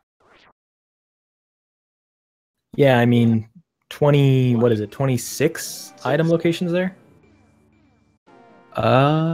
That's 22 downstairs and 4 upstairs. Sounds right. And then, you know, minus some dungeon items and then math and stuff like that. Well, sure. We'll take out 4 keys and is there a compass? There's probably a compass and a map. There usually is. Yeah, there is. So you're at 20 items? Well, the big key too. Yeah, that doesn't count. That's an item you want. Yeah, I guess yeah, right. All right, Cfalcon going into this fight, starting with bombs. Good choice. I'm a fan of that choice. You know, I'm actually not a fan of that choice. Oh, really? In recent learnings, most of the time you end up having to shoot 3 arrows at them anyway. They just don't do quite enough damage to really. Yeah, I think it ends up being just like 1 hit point shy last I checked. But maybe I've just been terribly unlucky with my bomb hits.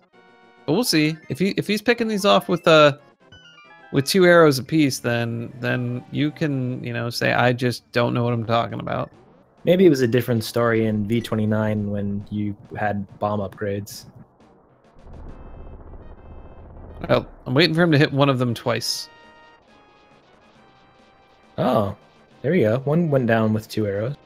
I think that one he shot 1 arrow into beforehand, but it's hard to tell because he's actually like doing some. Maybe some of them are dying into. It's hard because of the way the dodging.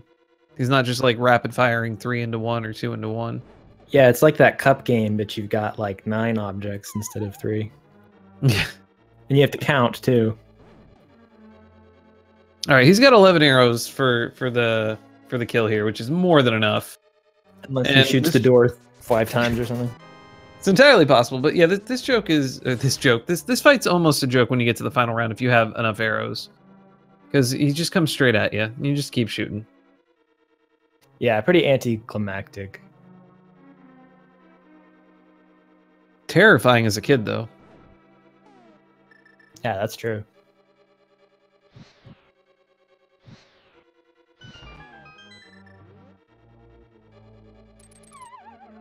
All right, where does he go?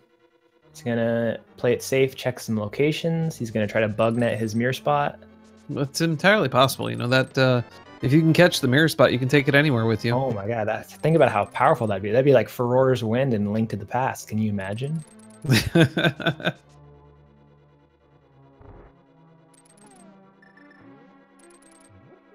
All right, looks like we're gonna go buy some bombs. Definitely a good call. Make sure you have some. Although, I don't know, if you were around Ice Palace, maybe you could just buy the upgrade. But I think we're heading probably up to Tower of Hair at this point. Or else you would have jumped right into the water. Hey, yes, excellent. We know that's the play, so. That's the play that says you pretty much should just play the rest of this game in Go mode. 50 rupees in the chain chomp room. No one's ever happy to get an item in there. Actually, I just think people aren't happy to go in there. Yeah, it's a scary room. Many an NMG run of mine has been destroyed by that room. Oh yes, I'm sure tens of millions throughout the history of the world of runs have been ended there. At least.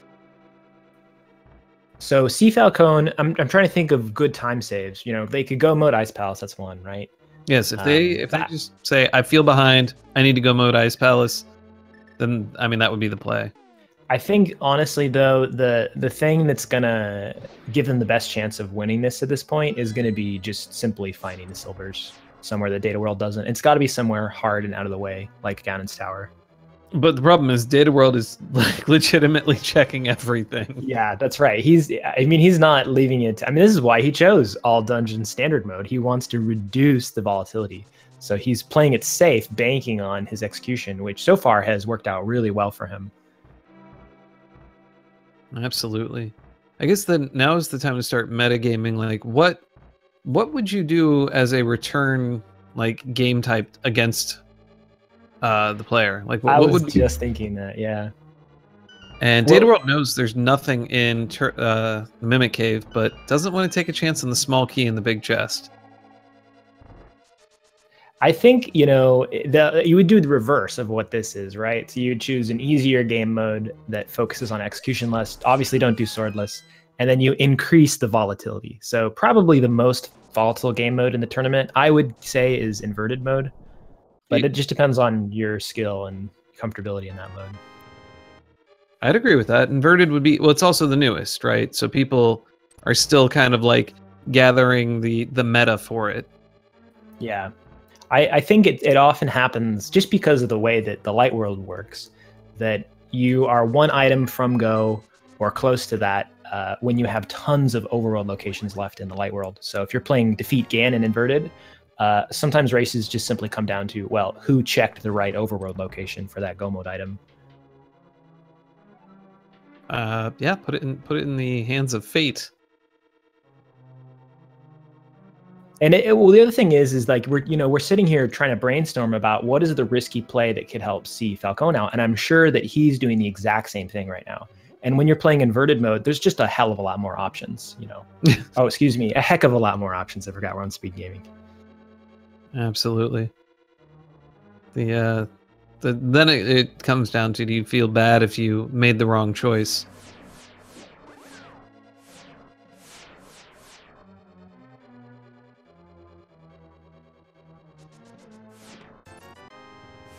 Retro mode could also be a if they really enjoy retro mode, because that can come down to the luck of finding a sword early. Yeah.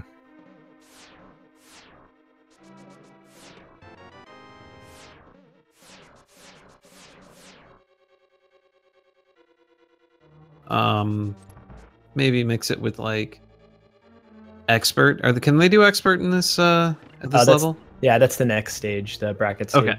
Is that what the next? No. Yeah, the next stage is brackets, right? Yeah. I'm not entirely sure. I just know that eventually it's an option. I just forget when it's eventually an option. Yeah, not yet. Hard is the hardest currently. Okay. Yes, I'd maybe like, whoa, accidentally getting a bad bop off of Moldorm jumping in there. Oh, here we go. We're gonna get to see a hammer Trinexx fight. Absolutely. Once you do it a few hundred times, it becomes easy peasy. He gets all 3 of his first hits in. That's actually probably the harder part of the fight. No, he didn't. Yeah, he did. He didn't menu immediately after. So it looks like he's gonna... Oh, go ahead. Oh, I was gonna say, that's probably the hardest part of the fight, remembering to menu to the hammer before the animation goes off. Oh, taking a hit here. Yep. From the head. Cfalcon is finishing off Moldorm. We'll see. His play might just be go straight over to Turtle Rock at this point, quite frankly. You're already up here. Yeah, that would be the gamble. A big fan of that play. If he can finish off Turtle Rock, maybe go mode it, and then do Ganon's Tower, find the silvers there, go mode Ice Palace. Oh, he has to finish out Ice Palace before he can go into Ganon's Tower. But he's not taking any chances either. He's checking out the Spike Cave.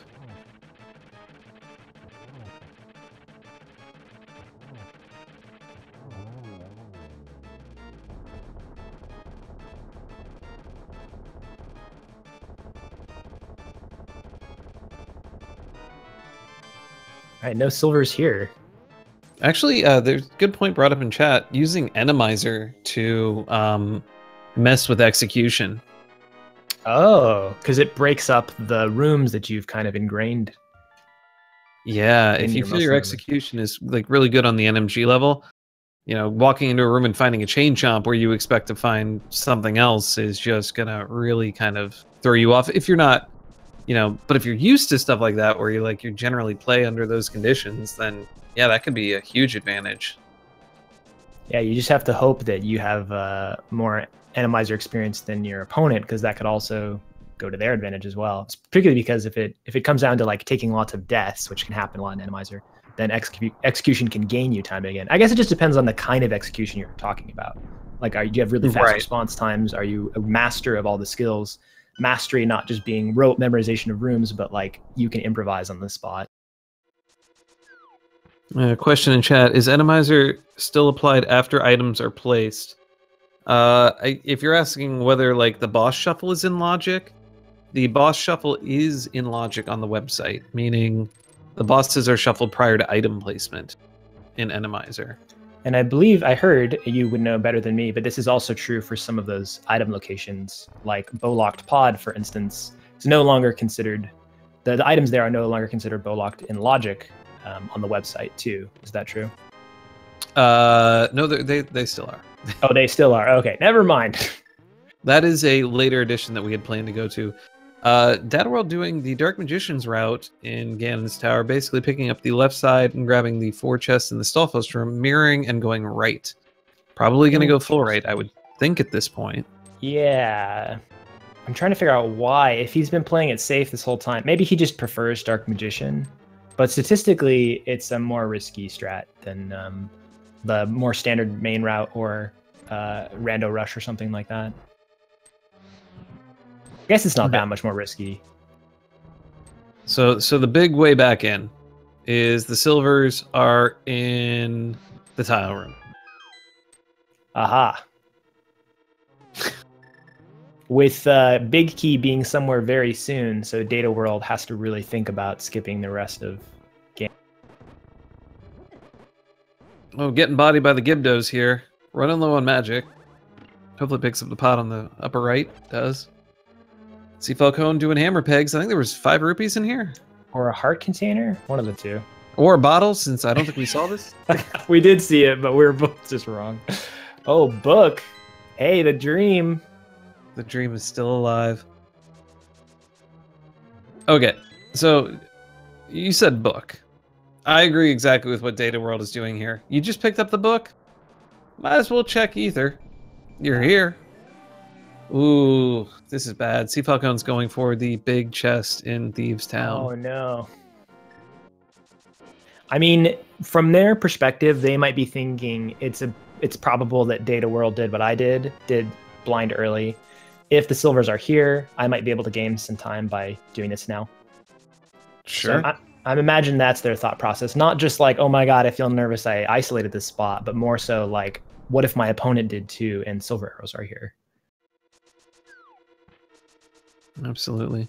But because Data World decided to mirror after the compass room, we're going to be going and doing more left side checks, which means our big key is either in the map room or in the fire snake room or in the potentially aptly named randomizer room behind the Armos Knights, above the Armos. There's so many places still left.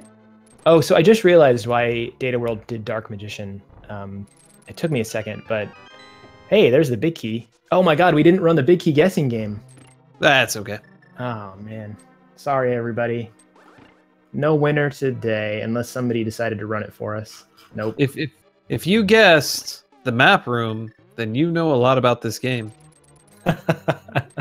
You know where the map is in the vanilla game. So yeah, what I was saying is, Dark Magician play actually makes a lot of sense in when you're looking for an item other than just the big key, because what he's doing is he's ensuring that he can route in the big chest after he defeats Ice Armos. So he checks the first chest on the right side, just in case they have the big key, before doing left onto Armos Knights, to increase the probability that he's going to be able to route in the big chest efficiently.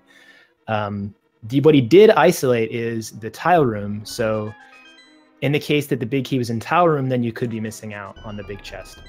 But considering you have to do tile room to do that strat, I don't blame him for doing the other things. Well, I think at this point, Data World's going to be doing the tile room before they go upstairs. You think so? I think so. Now, what are we finding? We have Falcone pulling the pedestal. If this is silvers, it's not. Oh. Okay.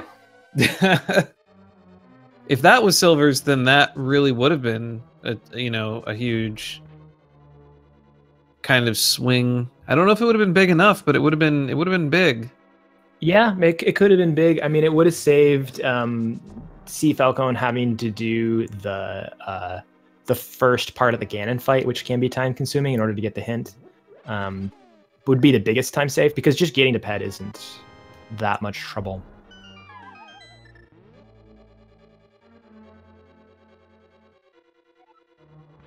But also, the hint is that the item is in the light world, which can be unnerving a little if you've not fully, if you're not fully aware of all the places you've checked. Yeah, I think at this point, light world that's left was just pedestal and the tablet. Falcone going into Ice Palace to do some stuff. Data World just finding bottles for days. Here we go. Is it going to be big chest silvers? That'd be nice, but if I had to wager, I'd say they're probably upstairs. In one of the couple of chests left. Or the witch has them. Oh my god. Oh, if the witch has silvers, this just became one of the most glorious games I've watched in a while. That get the big key in Ganon's Tower to get the more than often forgot chest, the big chest. He did skip Towel Room though, right? He did. Yeah. So I mean, there's potential. You get all the way to Ganon, you get to that 4th phase, and he's just like, "Did you get them in my tower?" And you're like, "Oh, yeah." So okay, that's a good way that Cfalcon can make up a ton of time then, if he does Towel Room first, before. I don't see that being the case though. I mean, I wouldn't be surprised if he fell behind at this point, and he hasn't made huge risky moves yet. But Ganon's Towel Room is a pretty common like late game I'm feeling behind kind of gamble.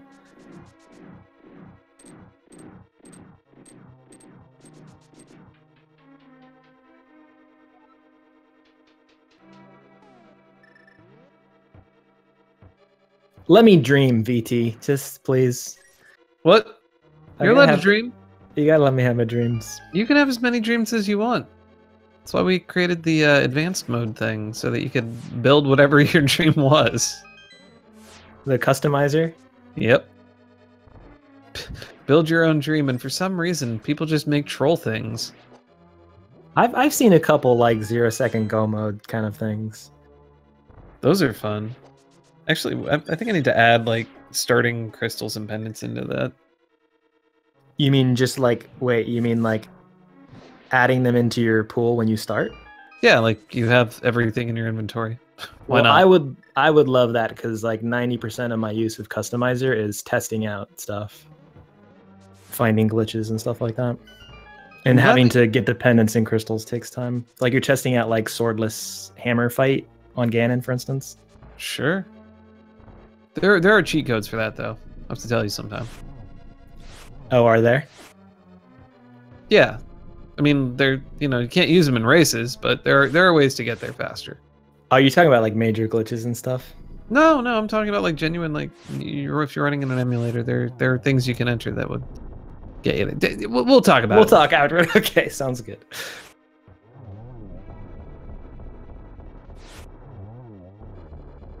Cfalcon doing the upstairs check in Ice Palace. Dataworld just getting past a hammered Landmo. He was all over the room. Yeah, so maybe doesn't have a potion left, or maybe is reserving it for the Ganon fight. I'm thinking like that's why he chose Hammer Fight instead of doing Fire Rod. Oh, absolutely, yeah. But I wish I was keeping better track of his safeties, because this fight can be brutal. And 6 hearts remaining. Ooh, getting the bonus punch in the face from these guards as he got knocked off. Yeah, now down to 3 hearts. You know, he has powder, but can't use that to refill all of his hearts, so...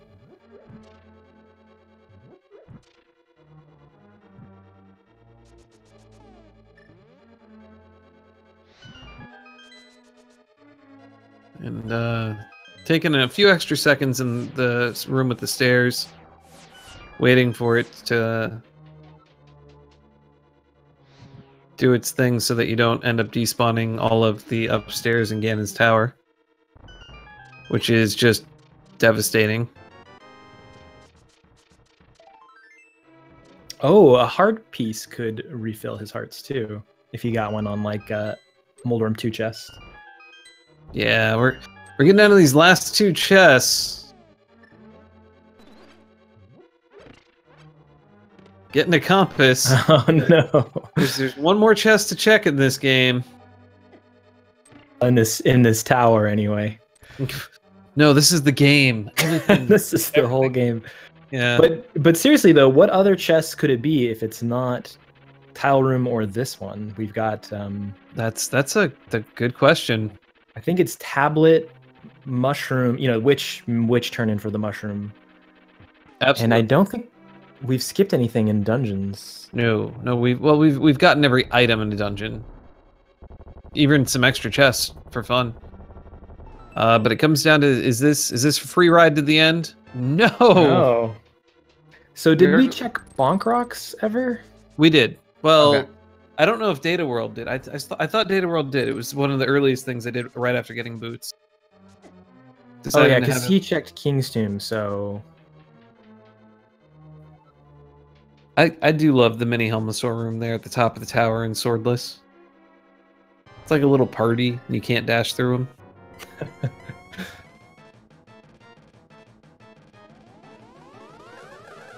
Agahnim. Yeah, Agahnim 2 fight in Swordless, you want to really have the bug net. With Hammer, you have to like do some dodging and time things right. We're getting a little bodied though. Getting some mistimed hits and some bad patterns from Agahnim. They're a little out of sync now. So you have to be careful with where you're standing so that you don't get bodied while you're like closing your spin animation. Oh my god. Ooh. Oh. We're down to a single hit and dataworld is out of here. He has no safeties. I can't look. So decides to take a dodge, looking for good patterns. But the desync is real. Oh my god. Gets that hit in.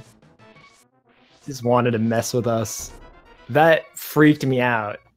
That was close. That last pattern, if that hadn't have been the final hit on Agahnim, that would have hit and killed him. Oh, absolutely. Yeah, if he didn't get the hit in, that was the end of times. So is he going to jump right into the fight, you think? Or is he going to go get potions? He's got to make it to these first 2 phases, which are the hardest on Swordless, in order to get that hint. Yeah, it looks like we're going to go get a potion. It makes sense, though, because you also have the mushroom. Oh, what are we talking about? He can't go in there and get the hint? Oh, right. Ganon won't tell him anything. He still has to beat Agahnim 1. Yeah. Silly us. All dungeons. What were we thinking? Yeah, thanks for the reminder, Energy Barrier. There's also the Pyramid Fairy. Oh, yes. That could be our silver location as well.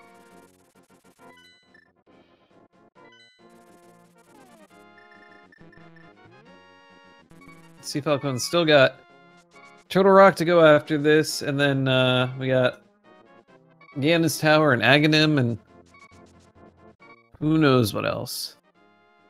Oh, just bombs. Just bombs. Sad day. Sad day. So we really have no idea where the silvers are. Yeah, they could be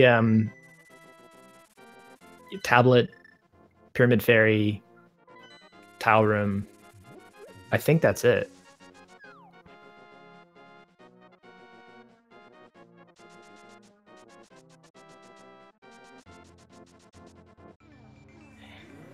Yeah, interesting. It would be an interesting choice at this point for Dataworld to have gone to Bombo's tablet, considering that that's the easiest location for them to get to. Although, yeah, I don't know. After defeating Agahnim, returning the super bomb is no big deal with the mirror. So yeah, well, I think it comes down to this. It's ooh, Cfalcon doing just that. Doing that bomb. My question would be, you go to Ganon. Ganon's going to tell you Light World or Dark World. That's going to inform you pretty much at this point after you've basically full cleared the game. It's either, you know, the pedestal, the Pyramid Fairy, or it's Bombo's tablet. Yeah, or oh, you mean if you get Light World hint, Light World, Dark World. Yeah, if you get Light World, it's those. If you get Dark World, it's probably where Cfalcon's going right now. Like, there's not much else. Yeah, I'm pretty sure there's literally nothing else. Expect to see a high search count here for Data World.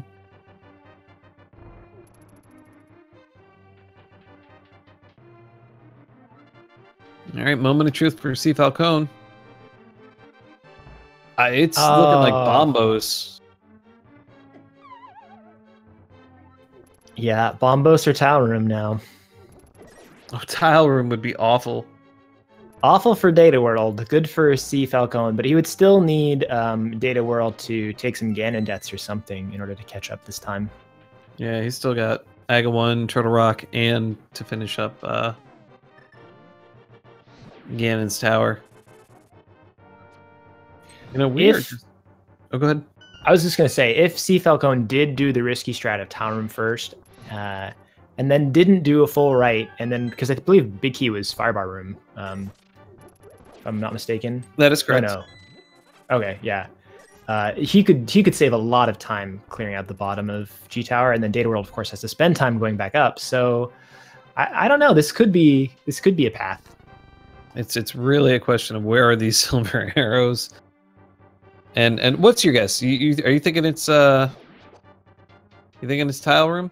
I mean, I would like to see a closer race, of course. So, so you're hoping for tile room. I have a strong inkling that it's in Super Metroid on Planet Zebes. It's on Ridley. It's just hanging out on Ridley.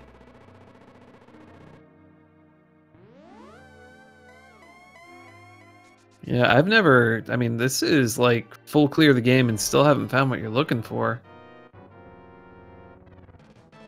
Yeah, I mean, all dungeons, though, at this point, going to be going to Ganon at around 212. That's not a bad time at all to have 100%ed the game, especially with these early game trolls, like where the hammer was, the flippers being required inside Mire.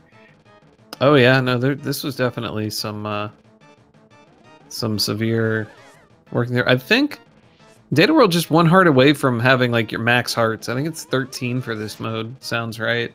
Yeah, 13 or 14. I think our goal was to keep it like NMG run level. Oh, interesting.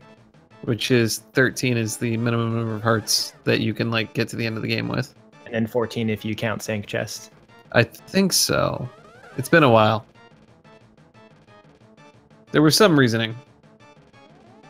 That sounds reasonable. 14. Okay.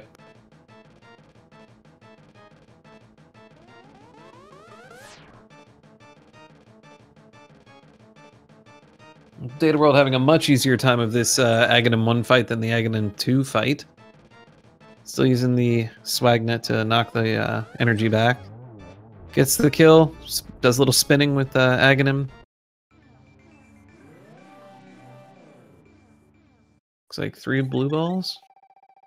And decides not to go in for the Ganon fight. Huh. Decides, I think I know where this is. Oh, so he did the Aga play in order to do the faster Super Bomb return. That could be it. Might check Bombos first before doing that. I guess it's in the area.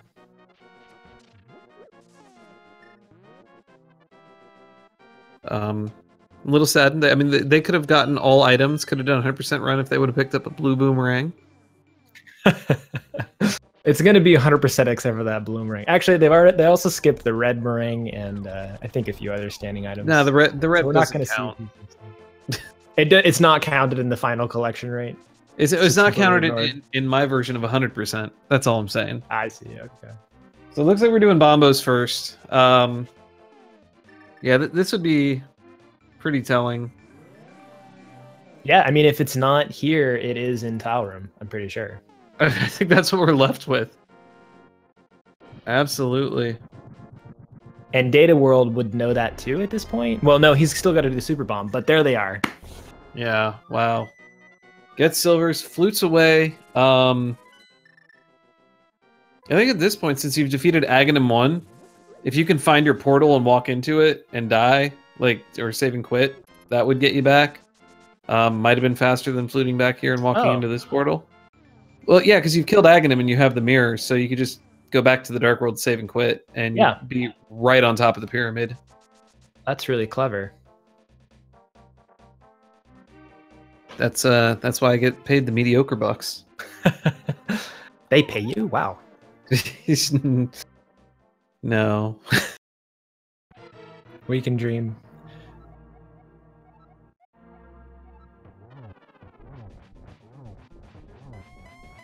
Ooh, good start. 4 hits.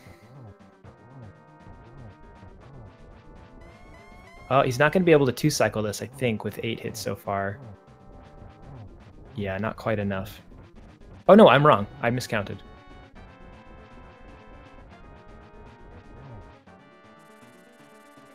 So that's not as it's not a nice pattern. The pattern you want to see, of course, is where he's kind of up against the top wall, and then you can 1-cycle the second phase.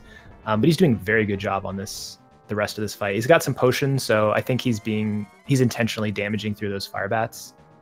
Wow, right. that was a very nice 2-and-2 which is very impressive when you're doing swordless. Yeah, it's that made it look easy.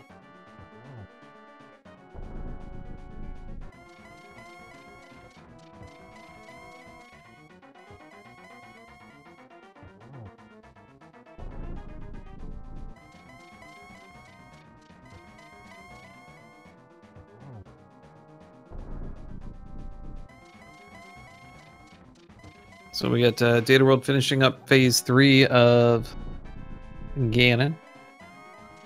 Cfalcon doing the rest of Turtle Rock right now.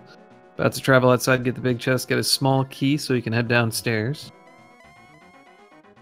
It's like dataworld's setting up to get a good hammer hit in the center of the room and get a few... Oh, doesn't get that quite on. Can only get one arrow in there. Gonna have to wait a second to catch Ganon in the center again. Having some timing trouble with the torches and whatnot, but able to get a double in here. Maybe just a bit nervous because he's like right at the end of the race. Really wants to get this win. Oh my god. Goes for a bow dash. Wow. For a little bit of swag. There's some downsides to doing this. Yeah, that's risky. But gets in there, finishes it up. Moonwalk, swag moonwalk into the Triforce room. So we got dataworld with an official SRL race time, game time. Time on the SRLs at 2 hours, 16 minutes, and 22 seconds. Coming in first place.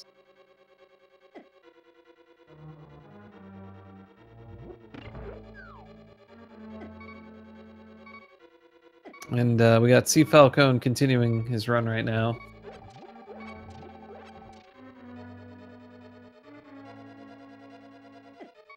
Oh, getting some info in SRL that's a little informative here. Cfalcon was saying that he didn't realize that you could use the medallion without the hammer. So this is exactly what we were talking about in the middle of the race that catches some people out in swordless. Ooh, an unfortunate death. Unfortunate death, yeah. Luckily, he did go out to check the big chest, so it doesn't have to redo the whole dungeon.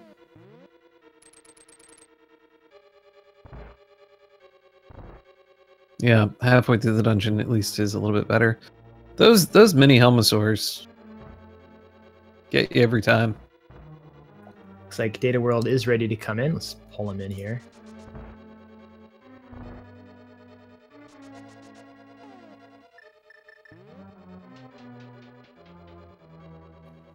Hey, dataworld, GG. GG. So, that was a nice seed. Yeah, you feel pretty good about it? At the end. Yeah, when not quite so much in the middle. Or the beginning. I honestly cannot wait to see your collection rate at this point. Because I'm pretty sure you full cleared everything in your path. Yeah, the only 2 spots or 3 spots I have left are Pyramid Fairy, Pedestal, and Tile Room. Everything else was cleared. So tell us about the tile room. You did absolutely everything else and skipped the tile room. It costs about a minute, and I was kind of worried that the silvers were on Pedestal or Pyramid Fairy, both of which Cfalcon could have checked before heading to GT. And if he had those, he might have been able to go mode Ice as well. So I figured if I have to go back up there, I probably still win. So I put it off for later. Oh, smart. Fair enough. Fair enough. So you got to pick the settings for this game, correct? Yes. Yeah. And do you already know what the settings for the next game are? No, we haven't even planned the date yet. So. Have you ever planned it? What are you most fearful of in a game 2? If you want to admit to that. If you want to, you don't have to admit it to. You can just be like, that would be bad. That would be like. You're like, I'm most fearful of an all dungeon standard swordless hard, right?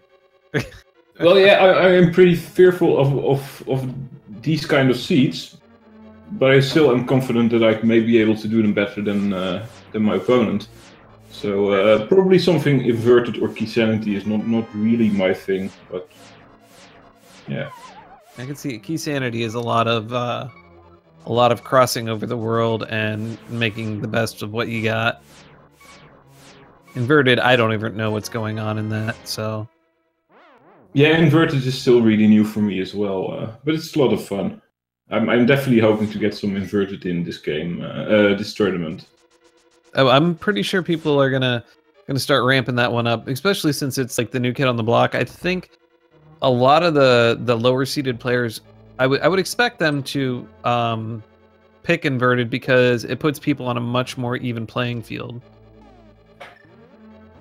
Yeah, there definitely are a lot of early game gambles you can take with Inverted. Often, if you have flippers, part of ice is opened up. Often you can dip pod, you can go catfish. There are a lot of out-of-the-way location that can have progression. So, yeah, definitely an interesting mode. So it's definitely really good if you feel like you need to take risks in order to pull out a win. Although we were reviewing your race history with Cfalcon here, and was surprised to see that Cfalcon hasn't done many SRL races. They've done a lot of racing offline, but they have been in 3 races with you, only 3, which is a little bit crazy too. But their very first race on SRL, they lost by, but then the other 2 races that they've had against you, they did win by a little bit of time. So it's really interesting that even though you're in the top sextile and Cfalcon is in the lowest sextile, but there still is room here for Cfalcon to pull out a win. Yeah, definitely. I believe Cfalcon also got a second place in the qualifier, which is just a testament to how good they really are. I mean, everyone in this group can really beat anyone. Yeah, and I think that goes pretty much for the whole tournament. I mean, I think a lot of people have said this, but the difference between the history of these runners here, I think, shows that really, I mean, if you've qualified, then you have the capability of beating anybody, really. Definitely.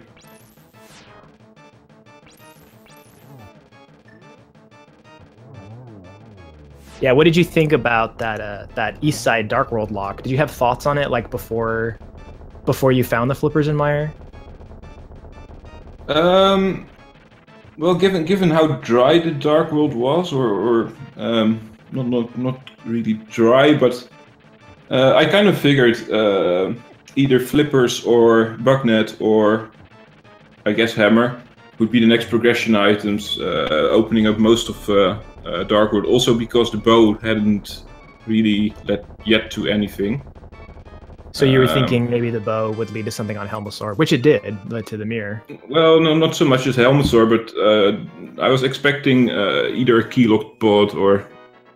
it's easy to say in hindsight, but... yeah, once I found the flippers, I was pretty sure my progression was going to be in East Dark World.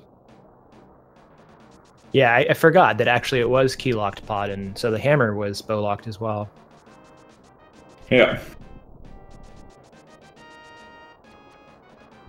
Yeah, Cfalcon actually tried to make an early play to Aga, got like almost up towards Aga Tower, and then realized, oh right, I can't. It's a swordless. I don't have the bug net. I don't have a hammer. I can't defeat Aga. So he was going to go a little bit earlier to East Side. Yeah, I think, and if he had the item, it would have been a great play.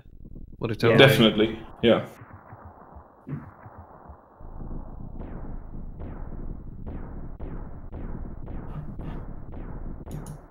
Yeah, some really, really exciting boss fights. Your moth fight was insanely good. I can't believe that you made every single one of those shots. And the hammer blind too was really, really great. Yeah, I did a bit of practice before the race, and generally my boss fights went pretty okay. Except for Aga 2, which was a bit of a squeeze, but Oh my god. Yeah, my butt was very clenched during the very last part of that fight. That was a close one. If that hadn't have been the 6th hit, which I know was factoring in your decision to reflect that ball, but if that hadn't have been the 6th hit, it would have killed you. I think I might have been able to dodge those, but either way, it was really close, and my safety B was no help. So. Thanks a lot, B-Torp. Yeah. You can't blame me for anything. What now? E?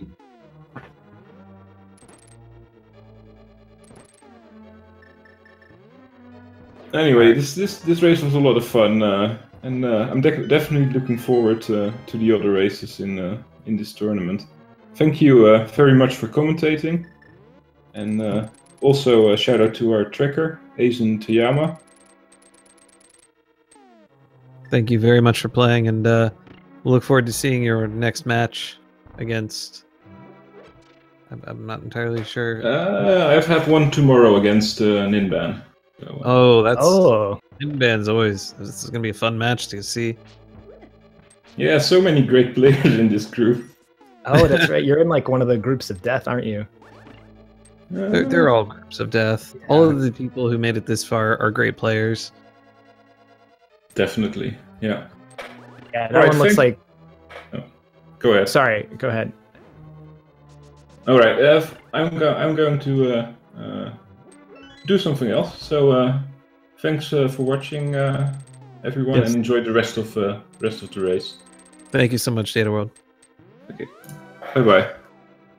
Also, this is an excellent moment to let everyone know, if you enjoy these runners, and you should, these are some of the best players of Link to the Past Randomizer, give them a follow. There's links somewhere. They're probably both on Twitch normally. If not, give them a follow anyway. Also, again, we should also give a big thanks to our restream and our tracker, Aizen Toyama. I like that name. It's a good name. But now we got Cfalcon. Forget what they already have the big key. It looks like they're doing a little extra checking now. See if they can find the silvers. Yeah, they haven't done right side yet either, so might go there. Might see what's in the tile room. That would be cool. Yeah, no, it's entirely a possibility.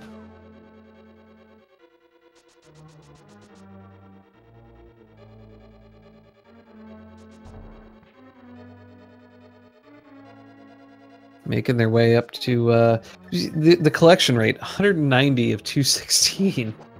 Yeah, that seems low, like, honestly, for how much was checked. But there's all those chests that are, locations you can see but you don't open. Oh yeah, there's a fair amount of them. I mean, that's 26 locations not gotten. That's not low in the grand scheme. No, yes, that's true. That's a high collection rate to see. It's just, it'd be nice to see that 216 someday, No one wants to see that in a race. Unless you like round even fractions.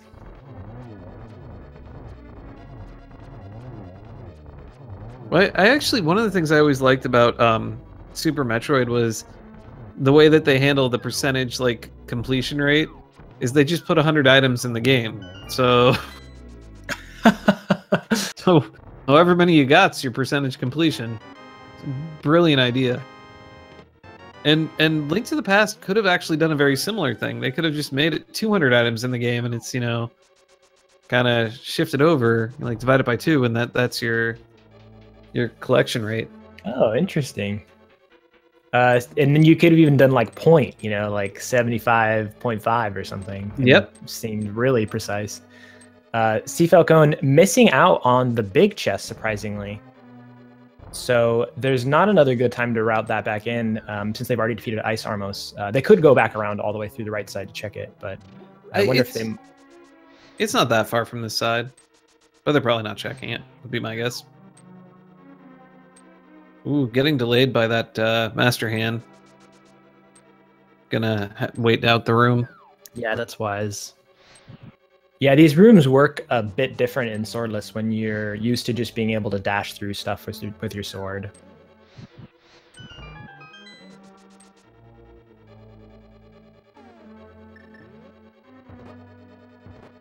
Four hammer hits to kill a Gibdo.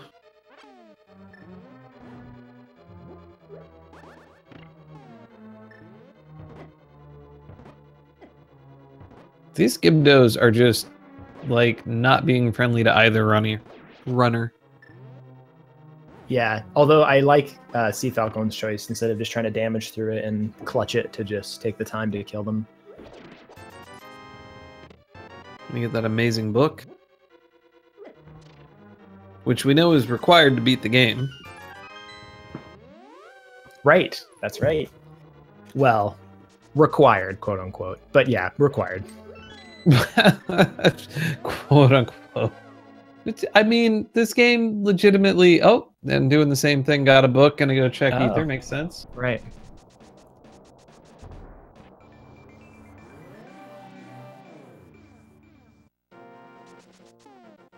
And a dead rock coming up right behind him.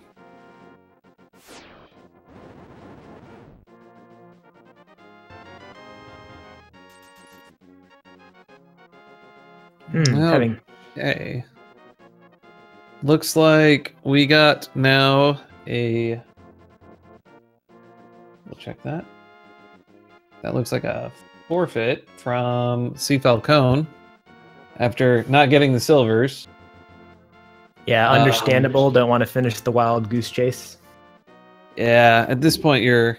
I mean, you already know your opponent's won. I agree with this play. Save it for another time. If you were much closer, like if you were already like at Ganon. All right. Looks like we have a Cfalcon. Gonna pop in here for a quick minute.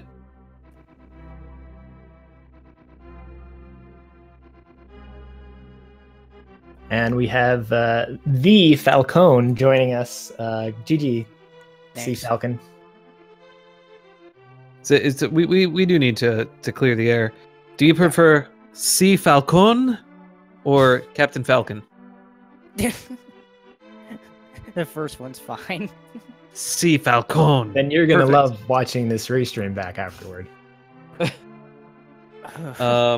Sounds good. Tough break on some of these some of the plays that happen in here. Those silvers were just deep locked away in this game. Yeah, so I'll touch on the other thing I'm sure people want to ask me about later, but after that happened and I knew I'd lost a bunch of time, I basically just started full clearing the seed thinking that, okay, I'm behind, dataworld's probably way ahead of me. My only shot is if he goes straight to Ganon's Tower looking for silvers. I don't play enough Swordless to know just how the meta works for where you go for silvers, or if you just try to get to Ganon to find the hint if you don't have them or whatever, but I was looking everywhere for them and basically full cleared the game, and as soon as I saw the book in Ganon's Tower, I'm like, I'm gonna go out check Ether Tablet.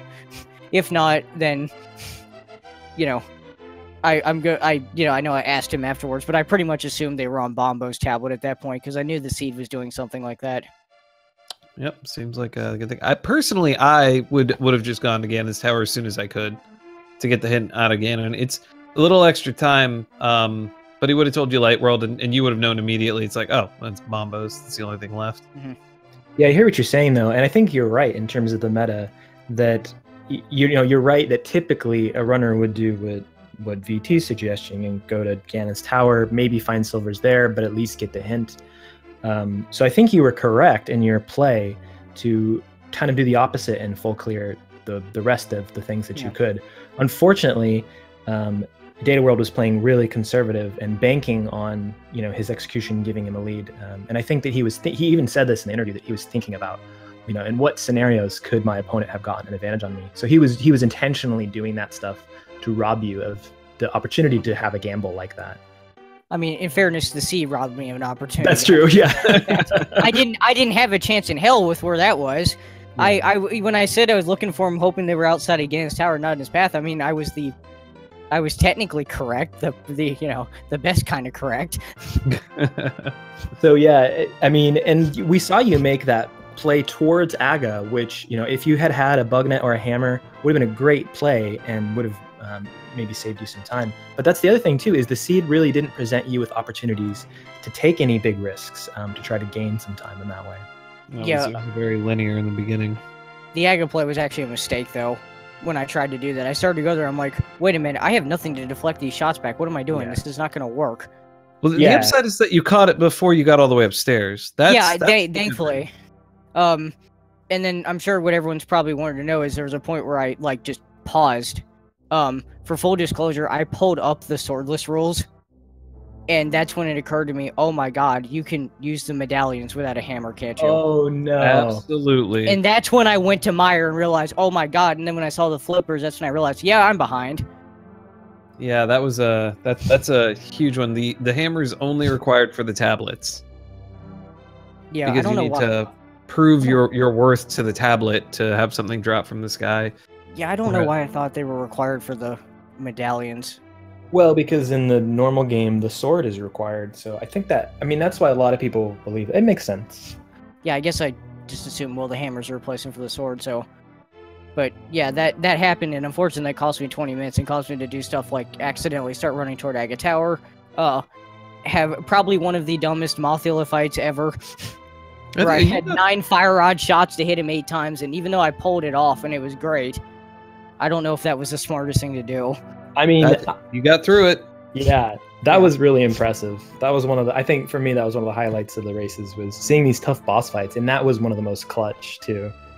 Yeah, but yeah, no, certainly the boss fight's definitely, the one I was honestly happy about, although inverted mode trained me to do it, was, when I got to blind and just pulled out the cane and said, forget it, let's go. All right. Well, thank you so much for the race, Cfalcon. Yeah. We know you have a few matches coming up here soon. Mm-hmm. So hopefully we can get some good wins out of those. Yeah. But again, thank you so much, and everyone that's watching, don't forget to follow both of our runners, dataworld and Cfalcon. Corn, do you know what's coming up on the channel? Yes, in fact, I do. Coming up next on this very channel is a match between Boyne and DKS89, which should be pretty hype. Also, all dungeons standard, but this one is an Uncle Assured normal, which is interesting. So I'm going to guess that this is not game 1, unless Boyne is just being weird. So that's coming up in just like 20 minutes here. And then we have other races tonight. We've got Solski versus JTV on Speed Gaming 4 coming up at 9:30 EST, and Speed Gaming 3 at 10:30 is going to have Fear Agent versus 1UP40. So lots of hype races tonight.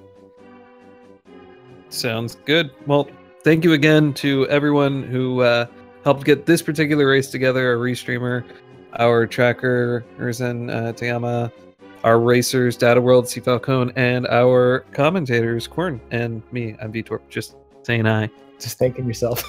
Just, let me thank you. I'll thank you, Vitorp. Thank you so much.